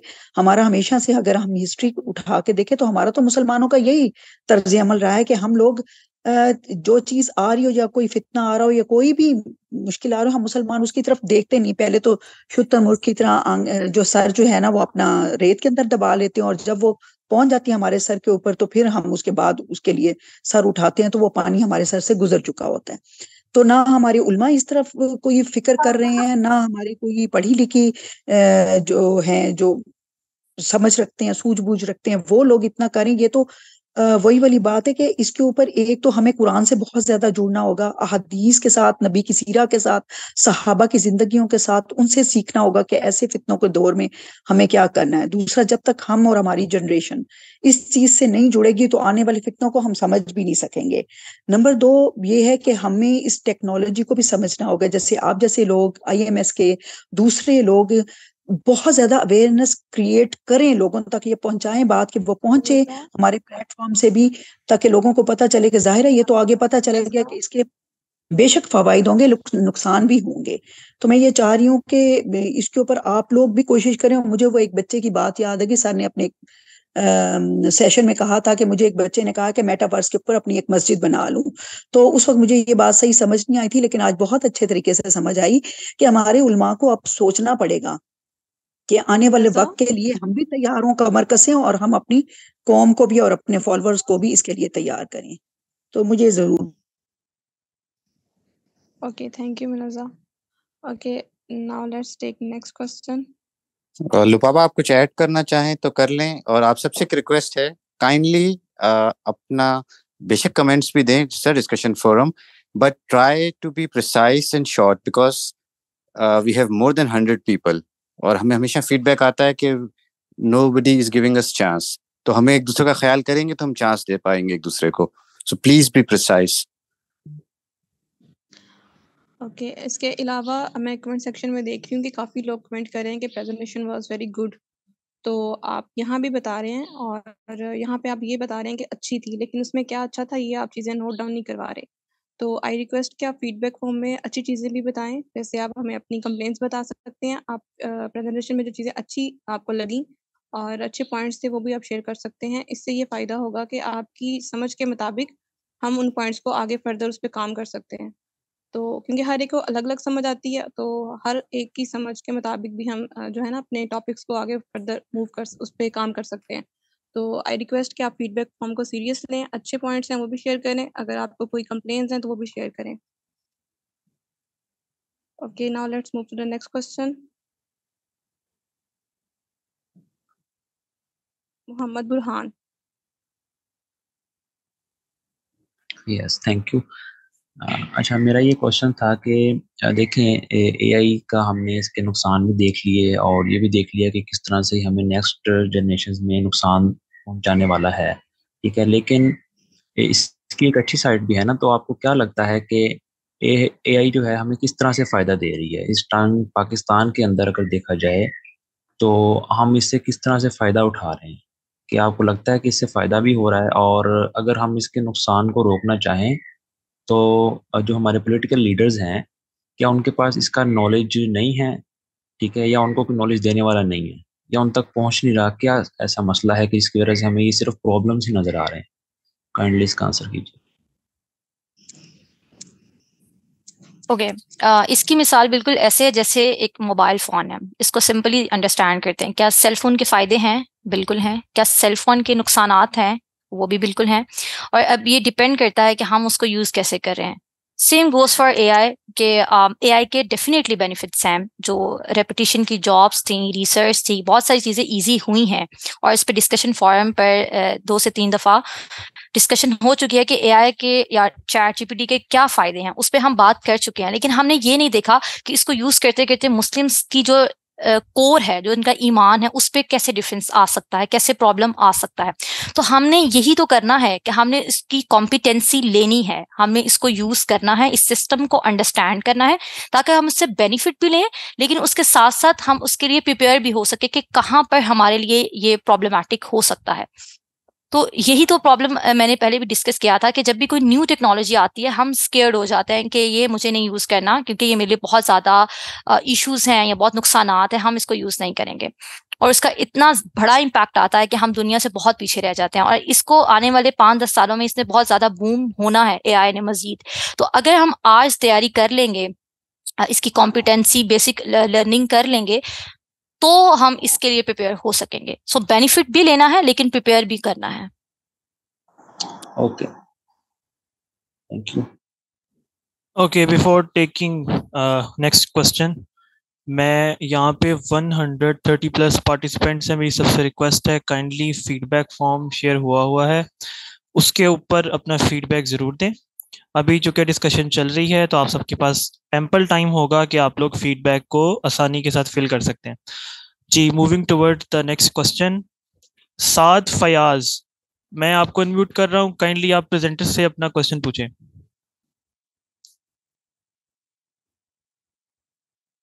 जी, अस्सलाम वालेकुम। Can you hear me guys? वालेकुम अस्सलाम। जी, आप हम आपको सुन पा रहे हैं, आप सवाल कीजिए। जी, जज़ाकल्लाह यार, बहुत अच्छी प्रेजेंटेशन थी।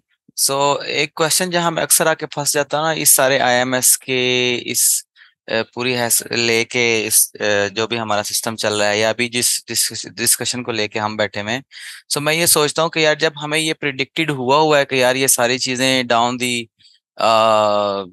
जानी है और इस तरह होना ही है, तो एक्चुअली इस वक्त हमारी कोशिश और काविश क्या हो रही होती है एक्चुअली, कि क्या हम उसको मिनिमाइज करना चाह रहे होते हैं, उस इम्पैक्ट को हम उसको क्या कह सकते हैं कि हम उससे बचने की कोशिश कर रहे होते हैं। मैं अक्सर यहाँ पर आके कंफ्यूज हो जाता हूँ कि यार जब ये सब होना ही है, तो एक्चुअली इवेंचुअली फिर क्या होना है, हम क्या कर रहे हैं एक्चुअली। ये काइंड ऑफ क्वेश्चन है, हल्का फुल्का सा, शायद एतराज नहीं है कोई भी, लेकिन एक माइंड में ना एक हर्डल सी रहती है इसको लेके कि क्या हम क्या कर रहे हैं एक्चुअली, हम इसकी इम्पैक्ट को मिनिमाइज कर रहे हैं, उसको कम करने की कोशिश कर रहे हैं, अपने हिस्से का काम कर रहे हैं। इसको शायद अगर कोई इसको हल्का फुल्का सा आंसर कर दें तो जी, इट विल आपकी बी उलझन वेरी जो नाइस। है साद, आपकी उलझन जो है वो हमें मालूम हो गई है। अब इकरा और लुबाबा, आप में से कौन इसको आंसर करेगा? ओके आप ये कहना चाह रहे हैं कि हम जो डिस्कशन करते हैं उसका क्या फ़ायदा है? क्या सिर्फ हम जो चीज़ें हमें पता चल रही हैं उस इफ़ेक्ट को मिनिमाइज़ कर रहे हैं? तो इस पे मैं आपसे एक चीज़ पूछूँगी कि जब भी हमें किसी चीज़ के बारे में नहीं पता होता, तो उसके बारे में इन्फॉर्मेशन लेने का क्या मतलब होता है कि हम उसके बारे में इन्फॉर्मेशन इसलिए ले रहे हैं कि हम इसके बारे में प्रिपेयर होना चाह रहे हैं। अगर मुझे ये पता चले कि मेबी कल मेरे एरिया में फ्लड आ रहा है, तो मैं क्या करूँगी? लाइक मैं उस इफ़ेक्ट को मिनिमाइज़ नहीं कर रही, या मुझे इसको पता चलने से ये नहीं कि ओके मैं रिलैक्स हो जाऊँगा, मुझे पता चल गया है। इसका मतलब ये है कि मुझे इन्फॉर्म कर दिया गया है कि एक फ्लड आ रहा है, बी प्रिपेयर्ड। इसके लिए रेमेडी करें, इसके लिए प्रिवेंटिव मेजर्स लें, कुछ सेफ्टी करें। Same goes for this. बहुत बेसिक चीज़ें हैं इन चीज़ों को अंडरस्टैंड करने के लिए कि जब प्रॉब्लम को आइडेंटिफाई, सबसे पहले तो काम ये है ना प्रॉब्लम को आइडेंटिफाई करना। बहुत सारे लोग हैं जिन्हें एआई के बारे में नहीं पता। आज हमें पता चला एआई, मेटावर्स, डीप फेक, इन सारी चीजों के बारे में हमें पता चला कि किस तरह से ये फितनों को प्रमोट करेंगे। तो फर्स्ट स्टेप तो हमने ले लिया कि प्रॉब्लम को आइडेंटिफाई कर लिया। अब हमारा नेक्स्ट स्टेप है सोल्यूशन, कि हमने इस प्रॉब्लम को सॉल्व आउट कैसे करना है। उसके सोल्यूशंस पे भी बात की कि डिफरेंट मेथड्स हैं कैसे हम इसको सॉल्व आउट कर सकते हैं। सबसे पहली तो चीज ये है कि हम इसको अंडरस्टैंड करें, लर्न करें। सो प्रॉब्लम आइडेंटिफिकेशन जो हमें इंफॉर्मेशन से मिलती है, जो हम यहाँ पे डिस्कशन कर रहे हैं ताकि हम उसके अकॉर्डिंग प्रिपेयर हो सकें और सॉल्यूशंस को इम्प्लीमेंट कर सकें। ये आपने बिल्कुल सही कहा। इसको थोड़ा सा इस तरह रखें, जब जैसे अहादीस के अंदर हमें एंड ऑफ टाइम्स के रिलेटेड सारी चीजें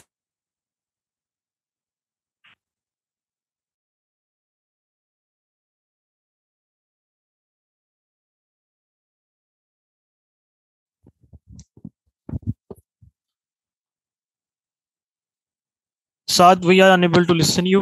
ठीक है, आपका पॉइंट एंड पे ऐड करते हैं। Let's move toward the next question. जी हफ्सा, मैं आपको अनम्यूट कर रहा हूँ। जी अस्सलाम वालेकुम। वालेकुम प्रेजेंटेशन अस्सलाम। बहुत अच्छी मेरा क्वेश्चन ये है कि क्या हम एआई को या मोबाइल को, इन तमाम चीज़ों के इस्तेमाल को कुरान और अहदीस में कन्वर्ट नहीं कर सकते? क्या ऐसा नहीं हो सकता जो तमाम चीज़ें हमारे लिए इंटरटेनमेंट पैदा कर रही हैं या हमारे लिए या हमारे बच्चों के लिए एक इंटरटेनमेंट का ज़रिया बन रही हैं, तो उन्हीं चीज़ों को हम कुरान और अहदीस में कन्वर्ट नहीं कर सकते, ड्रामास की सूरत में, कार्टून्स की सूरत में, स्पीचेस की सूरत में या छोटे-छोटे क्लिप्स की सूरत में? I think I'd like to answer this one. Hafsa, sure. very good question. जिस तरह आपने ये वाला पॉइंट मेरे माइंड में काफी दफा है that what if there was a Muslim director, actual Muslim director जो कि एक्चुअल उन मूवीज को डायरेक्ट करे, उन एनिमेटेड सीरीज को डायरेक्ट करे जिसमें हमारे मुसलमानों के हुए हुए वाकयात, हमारे अंबिया के अलैहिस्सलाम के जो हमारी हिस्ट्री में वाकयात हुए हैं, हमारे स्कॉलर्स के साथ जो इंसिडेंट्स पेश आए हैं, वो उस चीज़ को दोबारा मुसलमानों के सामने लाएं जिस तरह ये लोग अपने मूवीज को सामने लाते हैं। सो ऑफ कोर्स इस फील्ड में भी मुझे नहीं लगता ये कोई छोटी फील्ड है। इस फील्ड में मुसलमानों को आने की ज़रूरत है ताकि मुसलमान बच्चा उन कार्टून्स को देखने के बजाय इन इंसिडेंट्स को देखे और स्क्रीन से वो हासिल करे।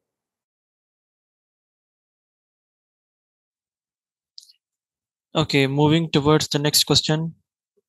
जी अब्बास अवान। अस्सलाम वालेकुम, मेरी आवाज़ आ रही? जी आ रही है आपकी आवाज़।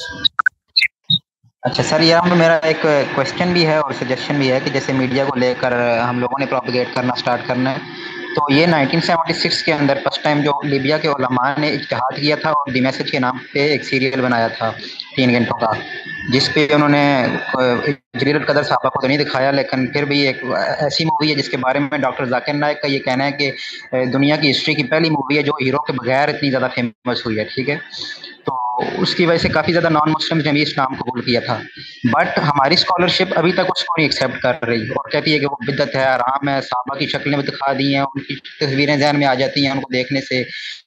तो अगर उसको लेके अभी तक इतना प्रोपेगेंडा उसके अगेंस्ट अपने ही उलमा इकराम कर रहे हैं, तो फिर उमर सीरीज को ये किस तरह से एक्सेप्ट करेंगे जहाँ पे तो सारे के सारे साहबा को दिखा दिया है।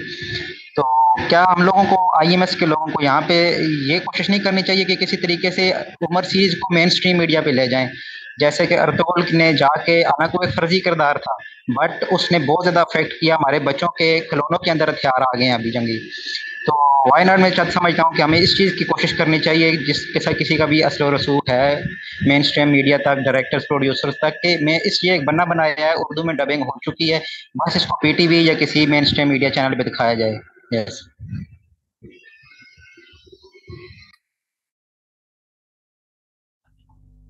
जी Lubaba and Iqra, who would like to answer? जी आई थिंक जो इन्होंने बात की है ना कि सहाबा अलैहिस्सलाम की जो शक्लें हैं और उनको मोस्टली लोग ये प्रेफर नहीं करते कि वो दिखाई जाए, तो हमारे पास अल्हम्दुलिल्लाह ऐसी मूवीज भी मौजूद हैं जिसमें सहाबा की और जो हमारे पास बहुत प्रोमिनेंट कैरेक्टर्स हैं उनकी जो फेसेस हैं वो नहीं दिखाए गए।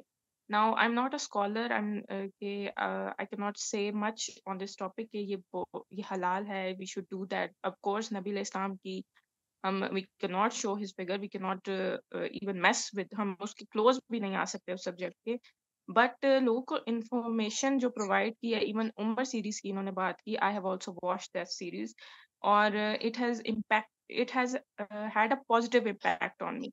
So आपका विजन इतना स्ट्रांग होना चाहिए, अगर वो कैरेक्टर आपके सामने लेके आ रहे हैं who is a representation of Umar bin Khattab, तो आपको अपने माइंड में वो चीज उठानी है, this is not the actual Umar bin Khattab. ये आपके this sometimes mess with your head, लेकिन इसमें आई थिंक ईमान का स्ट्रांग होना बहुत जरूरी है कि we are watching the story not the face. ये फेस उनका नहीं है, but this story is real, this happened in the history. So I think इस पे फर्दर रिसर्च स्कॉलर्स के थ्रू करने की जरूरत है, and that's all I can say. जज़ाकल्लाह। Okay, I'd like to add some point in this regard कि basically जो मेथड चल रहा होता है ज़रूरी नहीं है कि आपके पास वो सबसे ऑप्टिमाइज्ड मेथड हो। नबी अलैहिस्सलाम के दौर में इस तरह की कोई चीज़ नहीं थी, इसका मतलब इंसान जो है वो ज़्यादा बेहतर तरीके से डिफरेंट अप्रोच के साथ दीन सीख सकता है। तो क्योंकि ये एक मसला ऐसा है जिसके ऊपर स्कॉलर्स की राय के बगैर हम ऐसा कोई हतमी चीज़ बता नहीं सकते, ना कोई उसको अज्यूम कर सकते हैं। तो इट्स बेटर कि हमें जो सबसे ऑप्टिमाइज मेथड है ह्यूमंस की चीज़ों को अंडरस्टैंड करने के लिए भी, वो आपके पास रीडिंग ही है, क्योंकि अल्लाह ताला ने कुरान मजीद बुक की फॉर्म में नाजिल किया है। तो इसका मतलब book reading is the best way to learn things, या इंफॉर्मेशन की एक्सेस जब आपने हासिल करनी होती है। क्योंकि आप इस चीज़ को अच्छे तरीके से अंदाज़ा लगा सकते हैं वीडियोग्राफी के अंदर जो कैरेक्टर्स प्ले हो रही होती हैं। इन माई परस्पेक्टिव, क्योंकि आप एक फिगर देख रहे हैं जो उसको रोल प्ले कर रहा है, तो सबकॉन्शियसली जो लोग देखेंगे वो उसको वही कंसीडर करेंगे। इवन आप ड्रामास के अंदर देखते हैं कि कोई एक जो पर्सन होता है वो अपने असल करेक्टर की वजह से इतना फेमस नहीं होता जो उसकी अपनी असली पर्सनैलिटी होती है, बल्कि वो फेक पर्सनैलिटी जो उसने ड्रामास के अंदर या मूवीज में प्ले की होती है उसकी वजह से फेमस हो जाता है। तो जो मैसेज हैं वो इस चीज़ को अंडरस्टैंड नहीं करते। तो इस वजह से जिन मेच्योरिटी का होना ज़रूरी है, लेकिन मेजोरिटी मैसेज जो हैं वो आपके पास इस इन पॉइंट्स को माइंड में रखते हुए चीज़ों को वॉच नहीं करते। तो इसलिए हमें इससे ये आइडिया हो जाता है कि ये जो मेथड्स यूज़ हो रहे हैं ये फ्लॉड हैं, इनके अंदर प्रॉब्लम्स हैं। तो हमें उन मेथड्स को फाइंड आउट करना पड़ेगा जिसके ज़रिए मसर अंदाज में कम से कम इश्यूज़ के साथ हम मैसेज को समझ भी सकते हैं और अगलों को ला भी सकते हैं। जी, moving towards the next question. Okay, Raza Saleem, मैं आपको अनम्यूट कर रहा हूँ, काइंडली आप अपना सवाल पूछिएगा। अस्सलाम वालेकुम। वालेकुम अस्सलाम। जी वालेकुम अस्सलाम। जी आ रही है, आप सवाल पूछिएगा। मेरा ये सवाल है कि जब एआई पूरी तरह आ जाएगा तो सिक्योरिटीज की, कैमरास की और बहुत सी ऐसी जॉब्स हैं जो एआई ले लेगा, तो उसका क्या इम्पैक्ट पड़ेगा दूसरे लोगों के ऊपर? मतलब कुछ लोग एवरेज माइंड के लोग हैं, उनके पास इतना नॉलेज नहीं है, तो उनके जॉब्स पे इसका बहुत इम्पैक्ट पड़ेगा। इसका क्या सोल्यूशन है? जी, आपका जो क्वेश्चन है कि इसका इम्पैक्ट क्या पड़ेगा, एक मैं एग्जांपल दूंगी कि आज के टाइम में जैसे हम अगर कोई बंदा जॉब के लिए जाता है तो उसके लिए उसको जो लीस्ट नॉलेज जो उसको होनी चाहिए वो मोबाइल या कंप्यूटर यूज़ करना तो उसको आना चाहिए, जो अगर किसी ऑर्गेनाइजेशन में जॉब के लिए जाता है।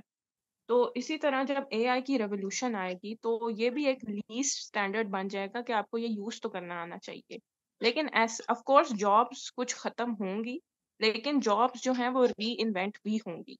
कि अगर कोई ग्राफिक डिज़ाइनर है और अब एआई आपको एक ग्राफिक डिज़ाइन पूरा प्रोड्यूस करके दे रहा है, लेकिन हमें एक ह्यूमन ही चाहिए जो उस एआई को इंस्ट्रक्शंस देगा कि मुझे इस तरह का डिज़ाइन चाहिए, ये चीज़ मुझे प्रोड्यूस करके दो। उसके लिए हमें एक ह्यूमन ही चाहिए। So we have to search about the jobs. अब एक जो ले मैन है, जैसे हमारा जो गरीब तबका है जिन्हें सही एजुकेशन नहीं मिलती, जो उनका हक है वो उन्हें नहीं मिलती, इस वजह से वो पीछे रह जाते हैं। वो तो हर दौर में आई थिंक कुछ लोग अनफॉर्चुनेटली होते हैं, और ये हुकूमत का ही कसूर है कि वो उन्हें वो एजुकेशन प्रोवाइड नहीं करते। गरीब के बच्चों को वो वाली तालीम नहीं मिलती। तो हर दौर में एक ये गरीब तबका होता है जो आज के दौर में भी है, जो एक डिग्री के बगैर या कुछ स्किल के बगैर वो ऑर्गेनाइजेशन में जाके जॉब नहीं कर सकते। तो एआई ऑफ कोर्स जॉब खत्म भी करेगा बट रीइन्वेंट भी करेगा।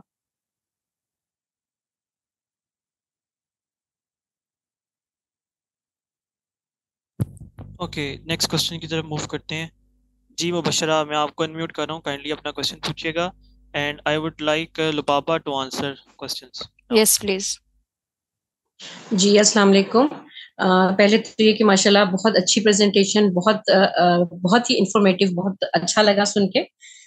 दूसरे ये कि क्वेश्चन तो मेरा एज सच इतना नहीं है जितना, एक तो मैं ये कहना चाहूंगी कि ये क्वेश्चन मैंने अपने ग्रुप में भी उठाया था कि ये जो मूवीज से रिलेटेड, कि अगर हम ऐसी एनिमेटेड मूवीज या कार्टून जो हम अपने बच्चों को दिखाएं और उससे उनको पता चले कि यानी हमारी हिस्ट्री में क्या होता रहा, ना कि ये कि वो दूसरे कार्टून्स देखें और उनके माइंड खराब हो। दूसरी चीज ये कि जिस तरीके से आपने जिक्र किया कि अगर सैलाब आता है और हम पहले से उसके लिए वॉर्न हो जाते हैं, तो जाहिर है कि हम उसके सोल्यूशन ढूंढेंगे। तो सोल्यूशन में यही आता है ना कि आप डिफरेंट आप कैनाल्स या तो बना देंगे कि पानी जो है वो डिफरेंट कैनाल्स में जाए और उसको हम बेहतर तरीके से यूटिलाइज करें, ना कि वो फ्लड की तरह आए और नुकसान पहुंचाए, बल्कि हम उसको बेहतर तरीके से यूटिलाइज करें। तो ये जो चीजें इस वक्त हो रही हैं, जो ये आर्टिफिशियल इंटेलिजेंस है और दूसरी ये जो मेटावर्स वगैरह है, तो इन्हीं चीजों को हम अपने अंदाज में बेहतर तरीके से भी तो यूटिलाइज कर सकते हैं। हमें सोल्यूशन चाहिए और उन सोल्यूशन को मैं चाहती हूँ कि हम इतने वास्ट तरीके से और अपने स्कूल, कॉलेज, यूनिवर्सिटीज ये बच्चों तक पहुंचाया जाए, ताकि इतनी इंफॉर्मेशन इनको हो कि अच्छा हमने एक हमारे लिए बिल्कुल एक नई चीज सामने आई हुई है, एक जंग की तरह है, तो उसके लिए हमारे बच्चे तैयार हो। बस मेरा यही कहना था। यस बिल्कुल ऐसा ही है। इसी पर ही हम बार बार फोकस कर रहे हैं कि हमें जो भी कोई न्यू टेक्नोलॉजी आती है या कोई भी न्यू सिस्टम है या कोई भी एक छोटी सी चीज़ भी है, तो हमें उसके बारे में इंफॉर्मेशन होना बहुत ज़रूरी है। और उसके लिए स्पेशली ज़रूरी है कि हमारी जो कमिंग जनरेशन है हम उनको बहुत क्लैरिटी दें इन सिस्टम्स और इन सारी चीज़ों की अंडरस्टैंडिंग के लिए। और जो आपने पहले क्वेश्चन पूछा उसका आंसर मिस इकरा ने दे दिया है कि हम दिखा सकते हैं, नहीं दिखा सकते। उस पर 2-3 पॉइंट्स हैं कि या तो हम उनको ये समझाएं कि ये एक्चुअल में सहाबा नहीं है वो वाले जिनको आप अंडरस्टैंड करें, या सिर्फ एक करेक्टर है, या हम सिर्फ एनिमेशन के थ्रू दिखाएं, कुछ इस तरह से स्टोरी बिल्डिंग करें, जो कि पॉसिबल है कि हम करेक्टर्स को शो ना करें, हम स्टोरी को इस तरह से सुनाएं कि हिस्ट्री का नॉलेज भी चला जाए और उनकी जो ब्रेन केमिस्ट्री है चीज़ों को अंडरस्टैंड करने की पिक्चर्स के थ्रू वो भी डिस्टर्ब ना हो। तो यस, हमें सोल्यूशंस प्रोवाइड करने और हमने चैनलाइज करना है हमेशा चीज़ों को। सोल्यूशन सिर्फ ऐसा नहीं है कि आप सिर्फ उसको कहो कि ये सोल्यूशन है, इसको बस इम्प्लीमेंट कर दो। हमें उसके लिए एक मेजरेबल और एक्शनेबल प्लान चाहिए कि हम किस तरह से लेकर चलेंगे, क्योंकि हम सिर्फ एक ओवरऑल बात कर रहे हैं कि ये होना चाहिए। किस जनरेशन के लिए, किस एज ग्रुप के लिए कैसे चलना है, ये एक पूरा प्लान है कि बच्चों को किस तरह से समझाएंगे एआई के बारे में, और जो एडल्ट्स हैं वो उसमें कैसे कॉम्पिटेंसी ले, और जो ओल्डर एडल्ट्स हैं वो इसको कैसे अंडरस्टैंड करें। सो या चैनलाइज करना पड़ेगा हमें इस सोल्यूशन को, प्लस जो आपने पहली बात की उस पे काम हो सकता है, but with limitations. Okay, moving towards the next question. जी मोहम्मद साद। जी अस्सलाम वालेकुम। वालेकुम आवाज आ रही है? अस्सलाम। अच्छा, जी मेरा ये बोल। क्वेश्चन था कि फॉर एग्जांपल करंट दौर में जिस तरीके से हम सारे बात कर रहे हैं कि एआई के ऊपर चीज़ें हम बन रही हैं, ऑलरेडी बन रही हैं, और इसके ऊपर हम as a person for example इसके अंदर ये भी हो सकता है ना कि हम उधर जाके लोगों को बताएं कि सही चीज़ क्या है, गलत चीज़ क्या है, या फिर अपनी कोई चीज़ इसके ऊपर बना लें। तो वो कितना बेनिफिशियल रहेगा कि अगर हम उसको एज ए सोल्यूशन पर्सपेक्टिव देखते हैं कि हम लोगों को अंडरस्टैंडिंग भी दे रहे होंगे, कि सिखा भी रहे होंगे, और एक उनके सामने आउटपुट नजर आ रही होगी कि भाई ये चीज हैगी, क्योंकि उनके सामने ऑलरेडी 2-4 चीजें आउटपुट के तौर पे पड़ी हुई हैंगी इंटरनेट पे, लेकिन उनके सामने इस्लाम की कोई आउटपुट नजर नहीं आती, या तो वो प्रोपेगेट नहीं हो पाती सही लेवल पे, या उन तक पहुंचती नहीं है। इस्लाम के आउटपुट का क्या मतलब है, लेकिन आप क्या कहना चाह रहे हैं? नहीं, मैं फॉर एग्जाम्पल मैं कह रहा हूँ कि फेसबुक में यूज कर रहा हूँ तो मुझे वहां पे कहीं इस्लाम नजर नहीं आ रहा, मैं ये बात कर रहा हूँ। तो जब नजर ही नहीं आएगा तो मैं कैसे उस पर अमल करूंगा, बात कर रहा हूँ। ये तो हम इधर जूम पे बैठे हैं या कहीं पे आपस में डिस्कशन कर रहे हैं तो हमारा इस्लाम जाग उठता है। ओके, यही तो बात है ना कि हमें रियल टाइम सॉल्यूशंस तो चाहिए। आप ये कह रहे हैं कि हम कोई ऐसा सिस्टम डेवलप कर लें जिसके थ्रू जो इस्लामिक इंफॉर्मेशन है वो जाए, आप ये कहना चाह रहे हैं?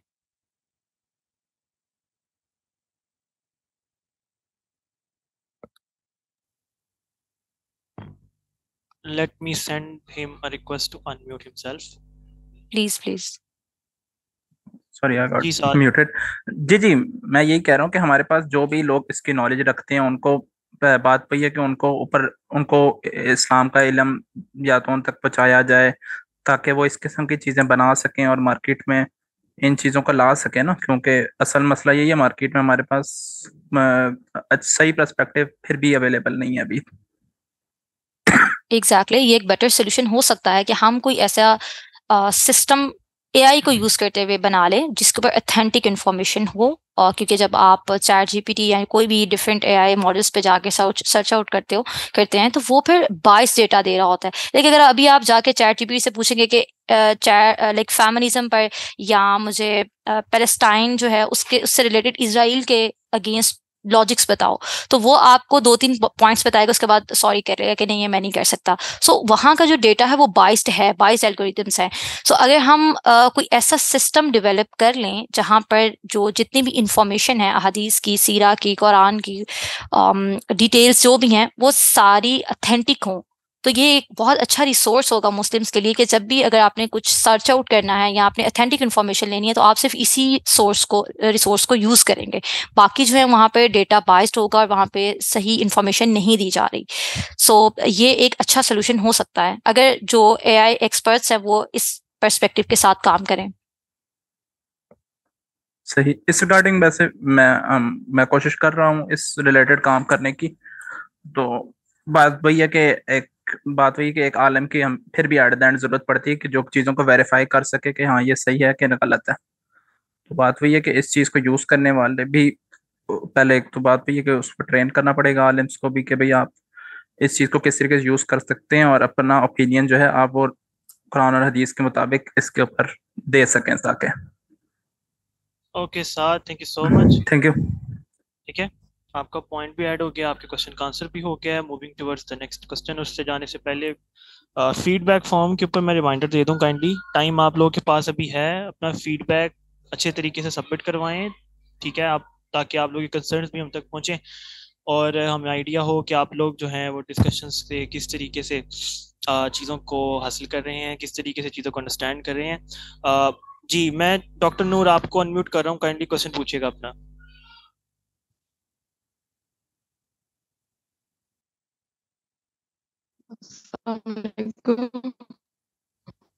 वालेकुम अस्सलाम। अस्सलाम वालेकुम। वालेकुम जी, अस्सलाम। मेरा क्वेश्चन ये है कि सारी बातें हो रही हैं, ये बात हो रही है कि एआई जो है वो किस तरीके से आगे बढ़ रही है और एआई कहाँ तक काम कर चुकी है, जबकि उसके अगेंस्ट भी वो खुद ही बहुत सारे उनको जो है मिल रहे हैं पॉइंट ऑफ व्यूज के ये एआई जो है वो किस हद तक खराब भी कर सकते हैं। तो हमने उसी टेक्नोलॉजी को या उस चीज को ही क्यों पकड़ना है? हम कोई और ऐसा पाथ या मतलब मेरी नेचर ये है कि अगर ऑलरेडी कोई एक कंपटीशन क्रिएट हो चुका है तो उस कंपटीशन में आप पीछे पीछे आप भागते रहेंगे तो कभी भी आप उसको विन नहीं करेंगे। जबकि आप और कोई ऐसी हायरार्की अपने तौर पे पैरेलल क्रिएट करें जो कि उसके अगेंस्ट हो, उसके पैरेलल हो और सॉरी टू कट यू, लेकिन आपकी आवाज ठीक नहीं आ रही। वो AI को हम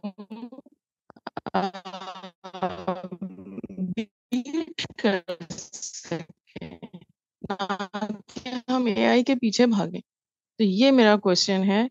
और जबकि अहादीस जो शेयर की गई हैं उसमें ये भी एक है कि शैतान जो है डॉक्टर नूर, लॉजिक से जो है डॉक्टर नूर आपकी वॉइस बहुत कट हो रही है, तो क्वेश्चन और समझ नहीं जहाँ आ रही। लॉजिक सारी खत्म हो जाएंगी तो वहां पर आप सिर्फ वो यानी कि जीत जाएगा जो बगैर लॉजिक के। मेरा फर्स्ट क्वेश्चन समझ में आ गया? फर्स्ट क्वेश्चन आपकी मेरा समझ आवाज में आ नहीं गया? आ रही। आपकी आवाज बहुत कट हुई है, तो आवाज नहीं आई आपकी। दोबारा रिपीट करते हैं और थोड़ा शॉर्ट करके क्वेश्चन करें please.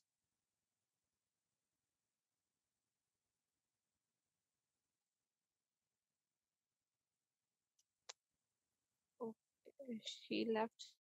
Let's move to the next question. Khalid.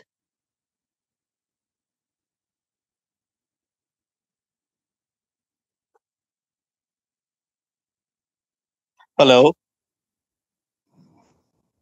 जी अस्सलाम वालेकुम।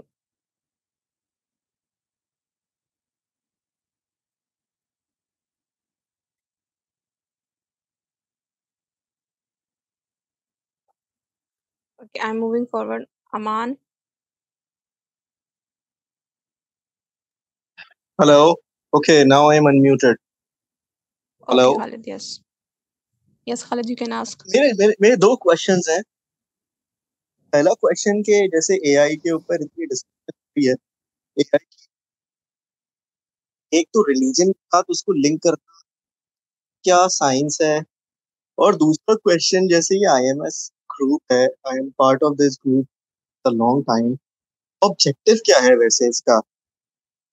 साहिलुद्दीन साहब की वीडियोस देखी है, फिर मुझे पर्पस समझ नहीं आता। और दूसरा ये वाला क्वेश्चन है कि हम को एआई को रिलीजन के साथ क्यों लिंक कर रहे हैं? कि साइंस क्या है हमारे पास?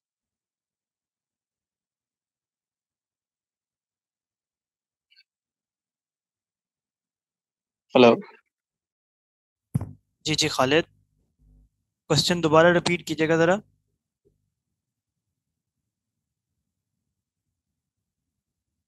जी खालिद, क्वेश्चन रिपीट कर सकते हैं आप? मैं आपको अनम्यूट की रिक्वेस्ट किया, काइंडली क्वेश्चन रिपीट कीजिएगा। यस मैं अपना क्वेश्चन फिर से रिपीट कर देता हूँ। मेरा क्वेश्चन ये है सबसे पहले कि जो ये आईएमएस ग्रुप बना हुआ है इसमें इसका पर्पस क्या है?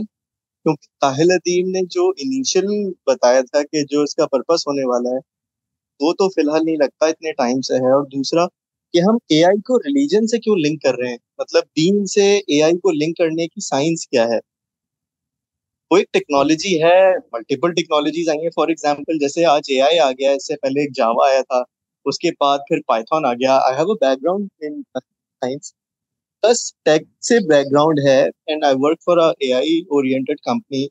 मुझे उसकी साइंस समझ में नहीं आती है। और एआई अभी नहीं आया है, एआई पब्लिक डोमेन अभी बना है। आर्टिफिशियल इंटेलिजेंस तो बहुत सालों से है। जो लोग एआई के अर्ली अडेप्टर्स हैं या जो टेक्नोलॉजी के ऊपर काम कर रहे थे, उनको मालूम है कि ये कोई न्यू टेक्नोलॉजी नहीं है, सिर्फ ओपन पब्लिक के लिए ये अभी रिसेंटली 2022 में किया है। उससे बहुत पहले से है, मतलब 2018 से जैसे डविंची है प्लेटफॉर्म के ऊपर तो कब से काम हो रहा है। तो हम इसको रिलीजन से क्यों लिंक कर रहे हैं? ये मेरे Okay. दो क्वेश्चन हैं। ठीक है, आईएमएस की विजन के ऊपर आपने बात की ना कि आईएमएस अभी तक क्या कर रहा है।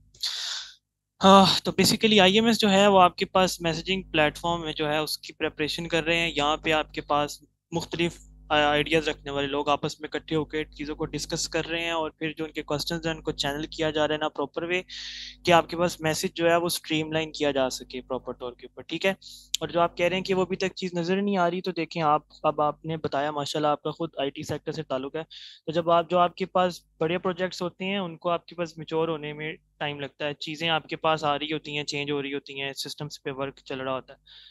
पहला आंसर। दूसरा आंसर जो है वो हमारे प्रेजेंटर्स जो हैं वो आपको करेंगे, उसके बाद कोई आपका कंसर्न होगा तो वो मैं आपसे दोबारा ले लूंगा।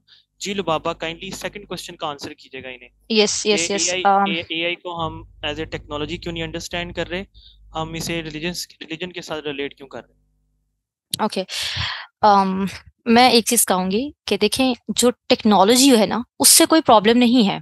टेक्नोलॉजी हमारी लाइफ का हिस्सा है, और ये जितनी भी टेक्नोलॉजीज या एडवांसमेंट्स या जितनी भी इन्वेंशंस हैं ये हमारे वक्त की ज़रूरत है, हम इसको यूज़ कर रहे हैं। और आपने खुद मेंशन किया है कि एआई अब से नहीं है, और यही मैंने मेंशन किया कि जो एआई पे बिल्कुल स्टार्टिंग पे काम स्टार्ट हुआ था वो 1956 टू 1960 पे काम स्टार्ट हो गया था एआई पर, राइट। लेकिन उसको हम जो लाइक पब्लिक को पता चला कि एआई भी कोई चीज़ है जब चैट जीपीटी लॉन्च हुआ, और उसकी बहुत ज़्यादा बात हो रही थी लास्ट नवंबर 2022 में। सो टेक्नोलॉजी प्रॉब्लम नहीं है, ना ही आइंदा टेक्नोलॉजी प्रॉब्लम होगी। उसका जो आउटपुट है, जो उसका इम्पैक्ट है सोसाइटी के ऊपर और स्पेशली उसके यूज से मुस्लिम्स के ऊपर, हम उसके साथ उस पर बात करें।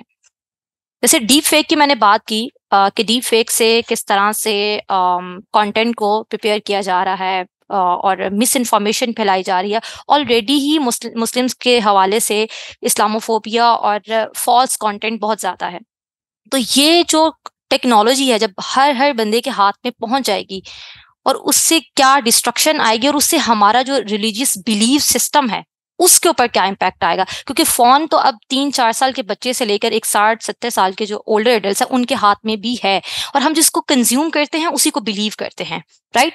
तो हमारे जो चीजें हमारे बिलीफ सिस्टम को टारगेट कर रही हैं और इंटेंशनली टारगेट कर रही हैं, क्योंकि अल्टीमेटली जो इम्पैक्ट है इन चीजों का, इन सोसाइटीज, इन टेक्नोलॉजीज का जो यूज है वो हमें इफेक्ट तो कर रहा है ना। अगर एक मोबाइल फोन की स्क्रीन को भी हम बार बार चेक करते हैं तो वो डोपामीन ही है जो हमें बार बार फोर्स कर रहा होता है कि 5 मिनट गुजर गए दोबारा फोन उठा के चेक कर लो, राइट। हमारी जो ब्रेन केमिस्ट्री है वो चेंज हो रही होती है क्योंकि हम उसको कंज्यूम कर रहे हैं।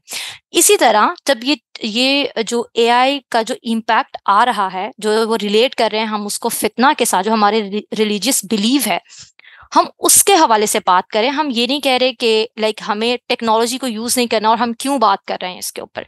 Are you getting my point?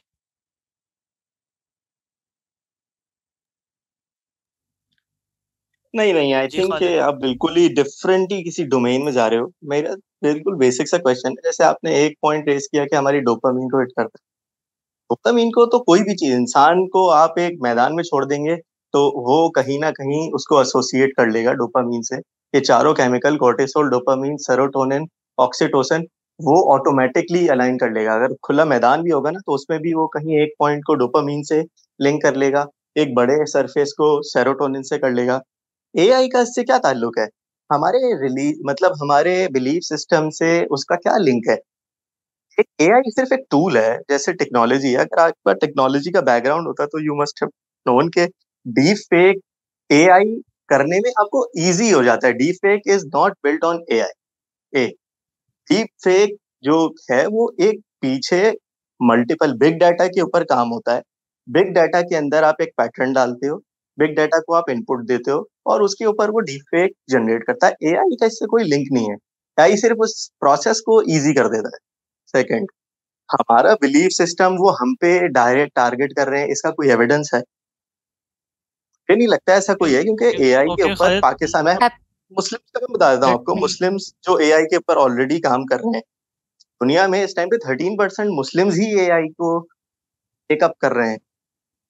लेकिन क्योंकि पाकिस्तान ही वो मुस्लिम्स नहीं है तो हमें इस तरह का लगता है कि कोई कॉन्स्पिरेसी है, बट इसका कोई लिंक, मुझे लिंक समझा दें, लिंक समझ नहीं ओके आता। जी लो बाबा, आप पहले आंसर करें, then I will add my point. There is no conspiracy. आप इस पॉइंट को ये समझ रहे हैं कि शायद हम एआई को और वो थ्रेटनिंग और बुरा कह रहे हैं, ऐसा नहीं है, राइट। मैं इम्पैक्ट की बात कर रही हूँ। आप मुझे बताएं कि क्या एआई के एल्गोरिदम्स बाइस्ड नहीं है? खालिद, मैं आपको अनम्यूट कर रहा हूँ, काइंडली आप थोड़ा सा डिस्कशन जो है ना आप क्लियर कर लीजिएगा उसको, फिर आप अपने आप को म्यूट कीजिएगा ताकि फिर इसको फाइनल करके मैं नेक्स्ट क्वेश्चन की तरफ मूव करूँ। बिल्कुल नहीं है। एल्गोरिदम्स को मालूम ही नहीं है कि उसने जो, फॉर एग्जांपल अगर आपने ओपन एआई का देखना है, ओपन एआई जिनको एक्सेस, ओपन एआई कोई हिडन थोड़ी है कि उसके आप पीछे जाके देख नहीं सकते। फॉर एग्जांपल अगर मेरी टीम है, आपको मैं डेटा दे देता हूँ निकाल के, उसमें आप मुझे बता दो कि कहाँ पे वो बायस है, क्योंकि जिस बेसिस के ऊपर, जिस डेटाबेस के ऊपर वो आपको आंसर्स कर रहा है वो ओपन प्लेटफॉर्म है, छुपा हुआ नहीं है। इवन बार्ड का भी डेटा ओपन है, तो बायस कैसे होगा? तो इतने इडियट्स थोड़ी हैं कि वो आपको निकाल के दिखा देंगे कि अच्छा देखो हम यहाँ पे बायस है। उसके अंदर वो एवरी 5 लेयर्स, मैं आपको बता दूं, पहले मैं आपको भाई देखें, yes every please. 5 layers her 5 layers के बाद जो है ना एआई आपको एक अपना ओपिनियन शेयर करता है। उसकी जो फर्स्ट 5 लेयर्स है ना, उसकी 5th लेयर के ऊपर वायलेंस, उसके ऊपर कम्युनिटी रूल्स, उसके ऊपर रिलीजियस टॉपिक्स वो मेंशन हुए हैं। और सबसे ज्यादा अब जैसे होलोकॉस्ट है, तो होलोकॉस्ट एआई की कोई उसकी वजह से नहीं, होलोकॉस्ट वाकई में एक ऐसा सब्जेक्ट है जो कि सेंसिटिव है। तो जैसे ही आप उसको ट्रिगर करोगे या क्वेश्चन करोगे तो वो आपको अकॉर्डिंगली आंसर करेगा। हिडन नहीं है। मैं आपको एक्सेस बताया तो ये ओपन प्लेटफॉर्म्स हैं, जिनको भी बिग साइंसेस का पता है, जो पाइथन समझते हैं, जिन्होंने मजेंटो या वल्चर के ऊपर काम किया हुआ, वो आपको इजीली बता देंगे कि they both systems are open. आप जाके चेक कर सकते हो कि वहां पे कोई ऐसी बायसनेस नहीं है, हमें ऐसा लगता है। खालिद, यस आप सुन रहे हैं मुझे? यस यस ओके, आपने इसमें आप बेसिकली एआई की फंक्शनैलिटी के अंदर चले गए हैं कि हाउ एआई वर्क्स, ठीक है। तो बेसिकली यहाँ पे अवेयरनेस ही स्टार्ट हुई हुई है कि इस चीज़ के बारे में लोगों को बताया जाए, ठीक है। अगर आप पार्ट हैं तो आप इसके ऊपर एक प्रेजेंटेशन तैयार करके डिस्कशन फोरम को सेंड कर सकते हैं और आप भी इसको प्रेजेंट करें ताकि आप अपने इस पॉइंट को अच्छी तरीके से अंडरस्टैंड कर सकें, अंडरस्टैंड करवा सकें सबको जो यहाँ पे पार्टिसिपेंट्स हैं, ठीक है। इस तरीके से ये पॉइंट जो आपका है वो सबको क्लियर भी हो जाएगा। तो आप चैट के अंदर काइंडली बता दीजिएगा इस चीज़ को। मैं आगे फर्दर नेक्स्ट क्वेश्चन की तरफ अभी मूव कर रहा हूँ ताकि Just before we move forward, Fizer or Lubaba answer, I just want to add one thing, कि कोई किसी के जहन में कोई कंफ्यूजन ना रहे। जब भी बायसनेस का लफ्ज यूज होता है ना, बायसनेस का मतलब ये है कि you don't know about it. If I know then it's not biasness, then it's my intentional behaviour. तो जो आर्टिफिशियल इंटेलिजेंस बायस भी है, that also has the same definition, that the system is not doing it intentionally. The algorithm that has been fed and that has been worked upon, be it an open source or a closed source, by time is making that mistake unintentionally, and that mistake is leading to that bias. तो इस चीज को हमें समझना पड़ेगा। हम एक next session में बायसेस के, आर्टिफिशियल इंटेलिजेंस बायस को भी कवर करेंगे। Now you can go ahead. Okay, thank you so much Hasan for adding your point. जी, मैं नेक्स्ट डॉक्टर महरोश आपको अनम्यूट कर रहा हूँ, काइंडली अपना क्वेश्चन पूछिएगा। अस्सलाम वालेकुम। वालेकुम अस्सलाम। यस, मेरा क्वेश्चन ये है कि एआई इमोशनल इंटेलिजेंस को कैसे इफेक्ट करेगा? ओके जी, लुबाबा। ओके, इमोशनल इंटेलिजेंस की फर्दर लाइक सब डोमेन्स हैं, आप किस पे बात करना चाह रहे हैं? इसको थोड़ा सा एलैबोरेट कीजिए। जनरल टर्म्स में पूछ रही हूँ मैं। जी। जनरल टर्म्स मींस आप मुझे डोमेन एग्जांपल दें प्लीज। जैसे एज ए ह्यूमन तो हम अंडरस्टैंड करते हैं ना, जब कोई काम कर रहे हो तो हम इमोशंस भी देखते हैं अपनी, और फिर उसमें लॉजिक्स भी ऐड होती हैं। कोई भी काम कर रहे हो तो जब एआई से काम करवाते हैं तो उसमें तो लॉजिक्स और इमोशंस और ईक्यू आईक्यू ऐड नहीं होता। तो मैं ये पूछना चाह रही हूँ कि जब एआई हमें रिप्लेस करेगी ह्यूमंस की जॉब्स को, तो वो किस तरह से इसको इफेक्ट करेगी?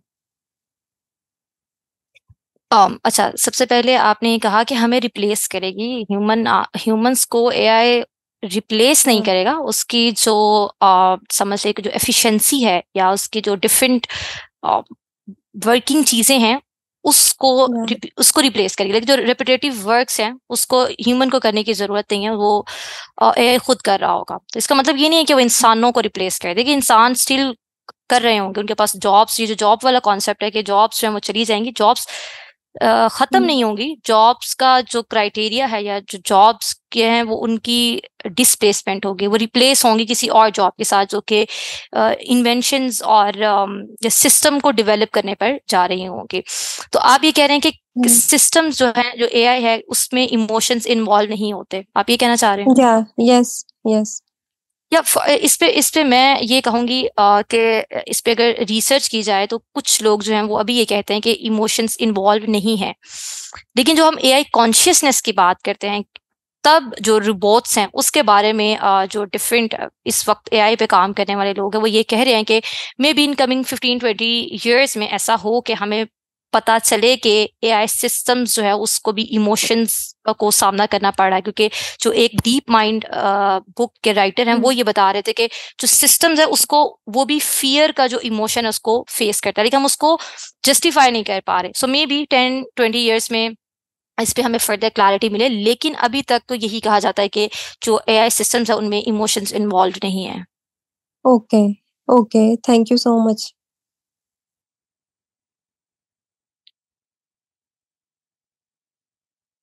जी अमान, मैं आपको अनम्यूट कर रहा हूँ, काइंडली आप अपना क्वेश्चन पूछिएगा।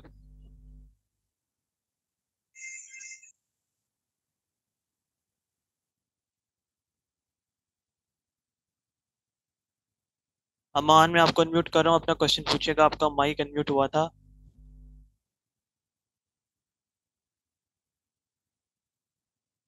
ओके, मैं नेक्स्ट क्वेश्चन की तरफ मूव कर रहा हूँ। डॉक्टर नूर, आपका माइक मैं अनम्यूट कर रहा हूँ, काइंडली क्वेश्चन पूछिएगा।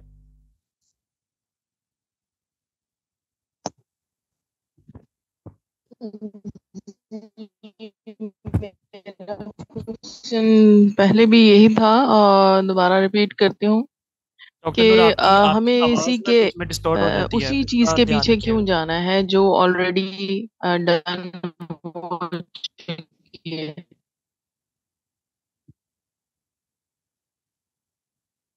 आपकी अच्छा, आवाज ब्रेक ब्रेक हो रही है, लेकिन मुझे इतनी समझ आई है कि आप ये कहना चाह रहे हैं कि क्यों हम उसी सिस्टम के पीछे जा रहे हैं, आप ये कहना चाह रही हैं।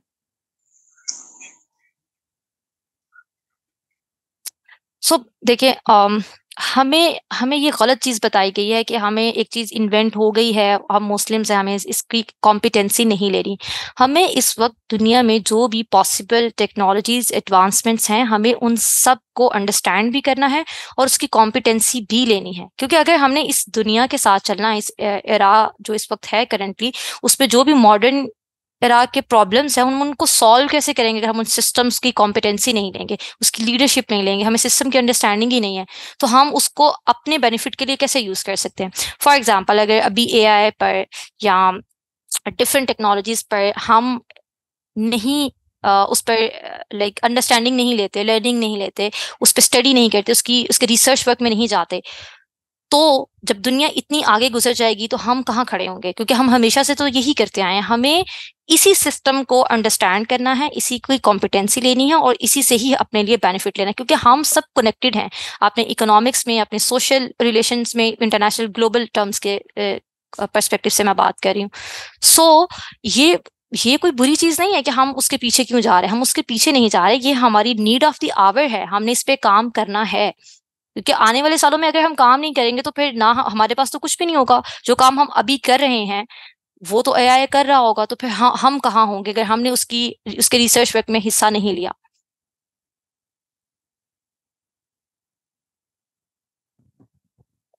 ओके, नेक्स्ट क्वेश्चन की तरफ जाते हैं।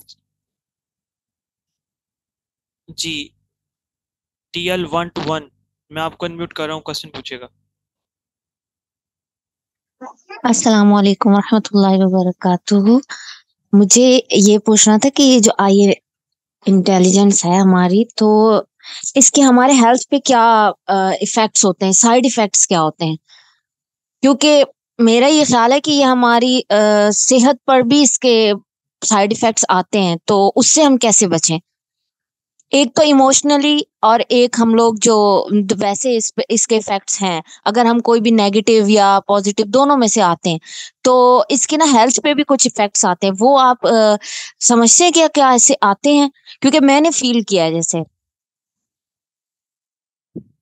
आप यहाँ पे स्पेसिफिकली किसके बारे में बात कर रहे हैं? एआई लाइक इसको एलैबोरेट करें, किसके बारे में बात कर रहे हैं, किस सिस्टम के साइड इफेक्ट्स की बात कर रहे हैं ऑन हेल्थ? सिस्टम हम जब यूज करते हैं, सिस्टम हम यूज करते हैं, मे बी हमारा लाइफस्टाइल ऐसा हो जाता है या कोई उसमें आता है, जो लोग भी ज्यादा यूज करते हैं किसी तरह भी, चाहे वो एजुकेशनल के लिए यूज कर रहे हैं, किसी पर्पस के लिए भी यूज कर रहे हैं, मगर उनकी हेल्थ पे इसके इफेक्ट्स, यानी कि एक जो पहले हेल्दी लाइफ स्टाइल था उससे हट भी जाते हैं, और बहुत सारी और चीजों का शिकार होते हैं और जहनी तौर पर भी वो थोड़े से डिस्टर्ब होते हैं। आप ओवरऑल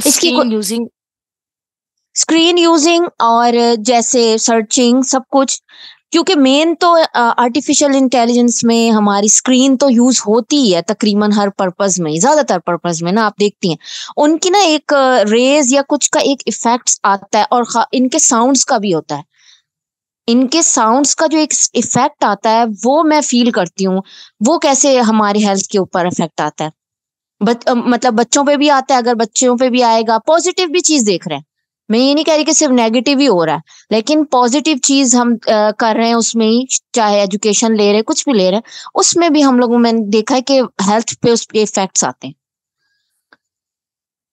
आप बेसिकली स्क्रीन और स्क्रीन्स एंड उसके यूज और हम उस सिस्टम को यूज कर रहे होते हैं, आप उसकी बात करें क्योंकि यस सो आप स्क्रीन्स की बात करें ना कि हम सोशल मीडिया, डेस्कटॉप, लैपटॉप से चीज़ें यूज़ करें तो ये तो डेफिनेटली इनका इम्पैक्ट तो है, हमारी ब्रेन केमिस्ट्री पे डायरेक्टली इफेक्ट है।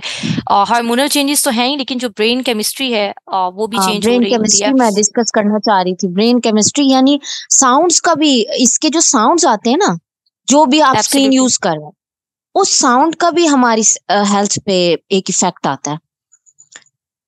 एक हम ये जो नेचुरल वॉइस सुनते हैं, नेचुरल हम रहते हैं, एक वो होती है, उसका हमारे पर इतना हार्मफुल नहीं आता, लेकिन जब हम ये स्क्रीन या कोई भी ऐसी आर्टिफिशियल चीज के साउंड सुनते हैं जो रिकॉर्डेड हो, कुछ भी हो, उसका एक इफेक्ट जो है ना, कुछ नेगेटिव टाइप या कुछ ब्रेन पर कुछ इफेक्ट आता है उसके, मतलब वो कभी अच्छा नहीं लग रहा होता और उससे कुछ हमें इख्तिलाज को क्या कहते हैं, थोड़ी सी बेचैनी, ये फीलिंग आती है। मैंने आपका पॉइंट समझ लिया। बेसिकली स्क्रीन्स और सिस्टम और इसकी यूज की बात करें, आप एआई की बात नहीं करें। सो ये तो बहुत जेनेरिक सी चीज़ है कि जब आप बहुत ज़्यादा स्क्रीन से एक्सपोज हो जाते हैं, बहुत ज़्यादा सिस्टम्स को यूज़ कर रहे होते हैं, और जो साउंड्स और वो स्क्रीन्स की जो रेज हैं वो यूज बहुत ज़्यादा उससे एक्सपोज हो रहे होते हैं, तो आप ब्रेन केमिस्ट्री चेंज हो रही होती है, आप मूड स्विंग्स बहुत ज़्यादा हो रहे होते हैं, डिप्रेशन एंड एंजाइटी के बहुत ज़्यादा चांसेस बढ़ जाते हैं, क्योंकि जब स्क्रीन यूज़ करते रहते हैं और जैसे उसको रखते हैं फिर दोबारा से उसको फ़ोन को उठा के चेक करने को दिल कर रहा होता है, ये सारी ब्रेन केमिस्ट्री ही चेंज हो रही होती है, और डोपामाइन सेंटर जो है, जो हमारा प्लेयर का मेन हार्मोन है, वही डायलेट कर जाता है और हमारा दिल करता है कि हम पहले से ज़्यादा यूज़ करें। लेकिन जब हम यूज़ कर लेते हैं फिर हमें उससे एंजाइटी और डिप्रेशन होता है कि इतनी स्क्रीन यूज़ की है, लेकिन हम उसको छोड़ नहीं रहे होते, हम उसको और ज़्यादा यूज़ कर रहे होते हैं। सो ये जो एक विशेष साइकिल चल रहा होता है कि यूज़ करना है, नहीं करना, और इसके दरमियान में डेफिनेटली हेल्थ इम्पैक्ट्स तो हैं। तो वो उससे कैसे निकल सकते हैं? यानी कि फर्ज करें हम लोग कोई इस्लामी की काम कर रहे हैं स्क्रीन पर भी, तो तब भी हमारा दिल चाहेगा कि हम इसको बाहर उठा लें, फिर वहीं पे मोबाइल ही देखें या और स्क्रीन देखें या कुछ सुन लें। क्यों हमारा एक नेचुरल से हट के हम इसकी तरफ क्यों अट्रैक्ट होते हैं इतना ज्यादा?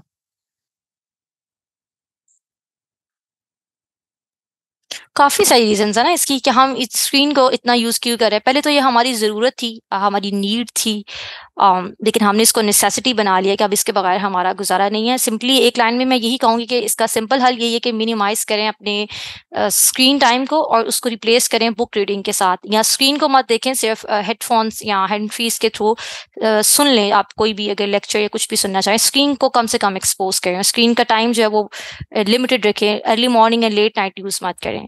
ऑल्दो ये टॉपिक से रिलेटेड नहीं है, बट बस वन लाइनर मैं यही कहूँगी कि स्क्रीन टाइम को जितना रिड्यूस करके बुक रीडिंग पे जाएंगे, उतना ज़्यादा जो स्लोली डोपामाइन का जो बार बार हिट और रश मिल रहा होता है वो रिड्यूस होना शुरू हो जाता है।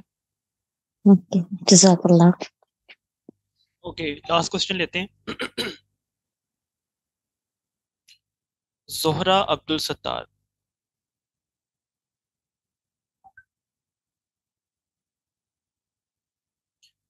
जी जोहरा, आपको अनम्यूट की रिक्वेस्ट सेंड किया, काइंडली अनम्यूट करके अपना क्वेश्चन पूछ लें। अस्सलाम वालेकुम। वालेकुम अस्सलाम। मेरा यही क्वेश्चन है कि एआई की बात हो रही थी और मेरा क्वेश्चन है कि हम क्या कर सकते हैं एआई के बारे में लर्न करने के लिए? यही क्वेश्चन है मेरा। और इसके अलावा जो बात हुई थी वो उमर सीरीज के बारे में, इसी तरह मेरे भाई को भी मैंने मतलब कहा था तो उन्होंने भी मुझे यही कहा था कि वहाँ उसमें तो तस्वीरें दिखाई जाती हैं, तो ये एक अच्छी बात नहीं है, ये बिल्कुल गलत है। तो इस तरह से वो उसको बिल्कुल भी देखना नहीं था चाह रहा। मतलब हमारे जो बच्चे हैं वो स्क्रीनिंग को इतना यूज़ कर रहे हैं, तो वो टिकटॉक और इस तरह की चीज़ों में इन्वॉल्व हो रहे हैं, और इस्लामिक जो हमारा नॉलेज है उसको गेन करने की बजाय, क्योंकि उनमें बुक रीडिंग की भी कोई आदत नहीं है, तो यही एक वे हो सकता है कि वो इसकी तरफ इन्वॉल्व हों, मतलब इस्लामिक नॉलेज जो है उसको गेन करें। तो वो इस इधर आकर फिर वो थोड़ा ना माइंड उनका जो है स्ट्रक हो जाता है कि जी उसमें तस्वीरें दिखाई जाती हैं, तो ये तो बिल्कुल भी अच्छी बात नहीं है। तो हम इस हवाले से किस तरह उनको गाइड कर सकते हैं? These are 2 questions. जी लुबाबा, आप आंसर कीजिएगा उससे पहले एक छोटी सी अनाउंसमेंट है कि अब फ्यू मिनट्स हैं बाकी, काइंडली फीडबैक फॉर्म शेयर हुआ है तो उसको फिल कर लें एज पर कन्वीनियंस। जी लुबाबा, आंसर दीजिएगा। जी जी, आपने एक सिंपल क्वेश्चन पूछा है कि हम क्या कर सकते हैं। तो जो सबसे सिंपल, आसान और एक्शनेबल काम है वो यही है कि इसके बारे में इंफॉर्मेशन लें और अपने इर्द गिर्द जितने भी लोग हैं, आपके क्लस्टर हैं, आपके फ्रेंड्स हैं, फैमिली है, बच्चे हैं, कोई भी है, आप उनको इस इंफॉर्मेशन के बारे में बताएं, लेकिन राइट इंफॉर्मेशन दें कि हमने किस चीज़ को कैसे अंडरस्टैंड करना है, क्योंकि जो बेसिक अंडरस्टैंडिंग है वो बहुत ज़रूरी है। अगर हम इस सिस्टम और इन चीज़ों को बेसिक लेवल पर थोड़ा सा अंडरस्टैंड कर लेंगे, कैसे वर्क कर रही हैं, इनमें कहाँ क्या प्रॉब्लम आ सकती है, तो फॉर द मोमेंट ये बहुत बड़ी चीज़ होगी। उसके बाद हम इन जितनी भी चीज़ें हैं इनको रिलेट कर सकते हैं कुरान और हदीस के साथ कि हमें जो फितना जात है इनके इससे रिलेटेड कौन कौन सी अहादीस मिलती हैं और वो किस टाइम के साथ मैच कर रही हैं, किस टाइम किस कॉन्टेक्स्ट में ये बताई गई हैं।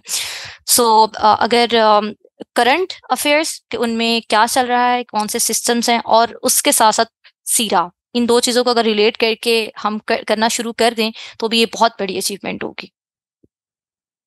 सेकंड क्वेश्चन आपका वही उसी से रिलेटेड था कि पिक्चर्स वाला इशू है।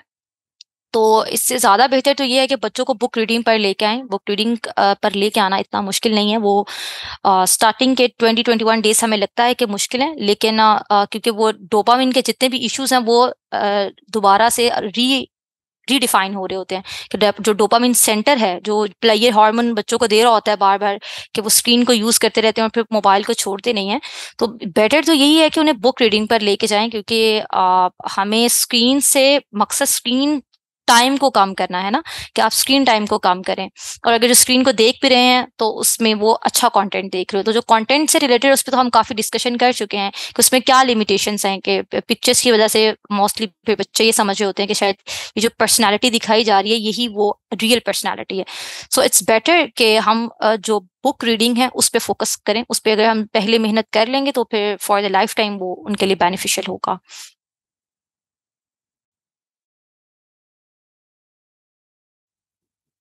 ओके जी, लास्ट क्वेश्चन है हमारे पास, उसको सुनते हैं, उनका क्वेश्चन लेते हैं कि क्या क्वेश्चन है। जी आपको अनम्यूट करती है, काइंडली अपना क्वेश्चन पूछें और रीनेम भी कर लें अपने आप को। जी अस्सलाम वालेकुम। वालेकुम अस्सलाम। नाम बताइएगा अपना ज़रा। जी मेरा अमान नाम है। जी अमान, आप सवाल पूछें। जी तो मैं पिछले सवाल पे आना चाहूँगा, जैसे खालिद भाई का क्वेश्चन था कि हम साइंस मतलब रिलीजन को ऐसे एआई से लिंक क्यों कर रहे हैं, साइंस से लिंक क्यों कर रहे हैं। तो जहाँ तक मैंने समझा है, साहिल अदीम सर को जहाँ तक मैंने सुना है कि हम इसलिए शायद लिंक करना चाह रहे हैं क्योंकि हमारा एंड गोल है ना, जो है कि इस्लाम को एज अ सिस्टम स्टेब्लिश करना इन द होल वर्ल्ड। तो हमारा मेन गोल वो है, इसलिए हम लिंक करना चाह रहे हैं, क्योंकि जब तक हम लिंक नहीं करेंगे हम एम्पावर नहीं होंगे। हम अगर उस चीज़ में नहीं जाएंगे, हम डेवलपर्स नहीं बनेंगे एआई की फील्ड में, तो दुनिया हमारे ताबे नहीं आएगी। हमें जहन फतह करना है, तो इसलिए एज अ टूल है ये।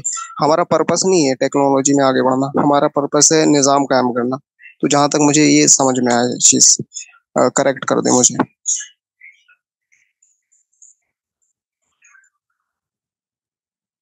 टूल इसीलिए है कि हमें इसकी ज़रूरत है, क्योंकि हम उसी सिस्टम के साथ चलेंगे जो इस वक्त दुनिया में प्रेजेंट है। तो टूल भी है और ज़रूरत भी है। हमें डेफिनेटली साइंसेस में, टेक्नोलॉजीज में फ्लरिश करना है। ये हमें गलत बात बताई जाती है बार बार कि कि निज़ाम को कायम करने के लिए आपको इन चीज़ों की ज़रूरत नहीं है। हमें इकोनॉमिकली ग्रो करने के लिए जो हमारे सिस्टम का हिस्सा है इस्लामिक सिस्टम का, हमें उसके लिए जो लाइक कंट्री रिलेशन है उनको डेवलप करने के लिए हमें ये रिसर्च, टेक्नोलॉजी और साइंसेस में आना पड़ेगा। ये नहीं कि हम सिर्फ उसी को ही फोकस बना लें, लेकिन हमें उसकी ज़रूरत भी है और ये टूल भी है। Definitely I agree.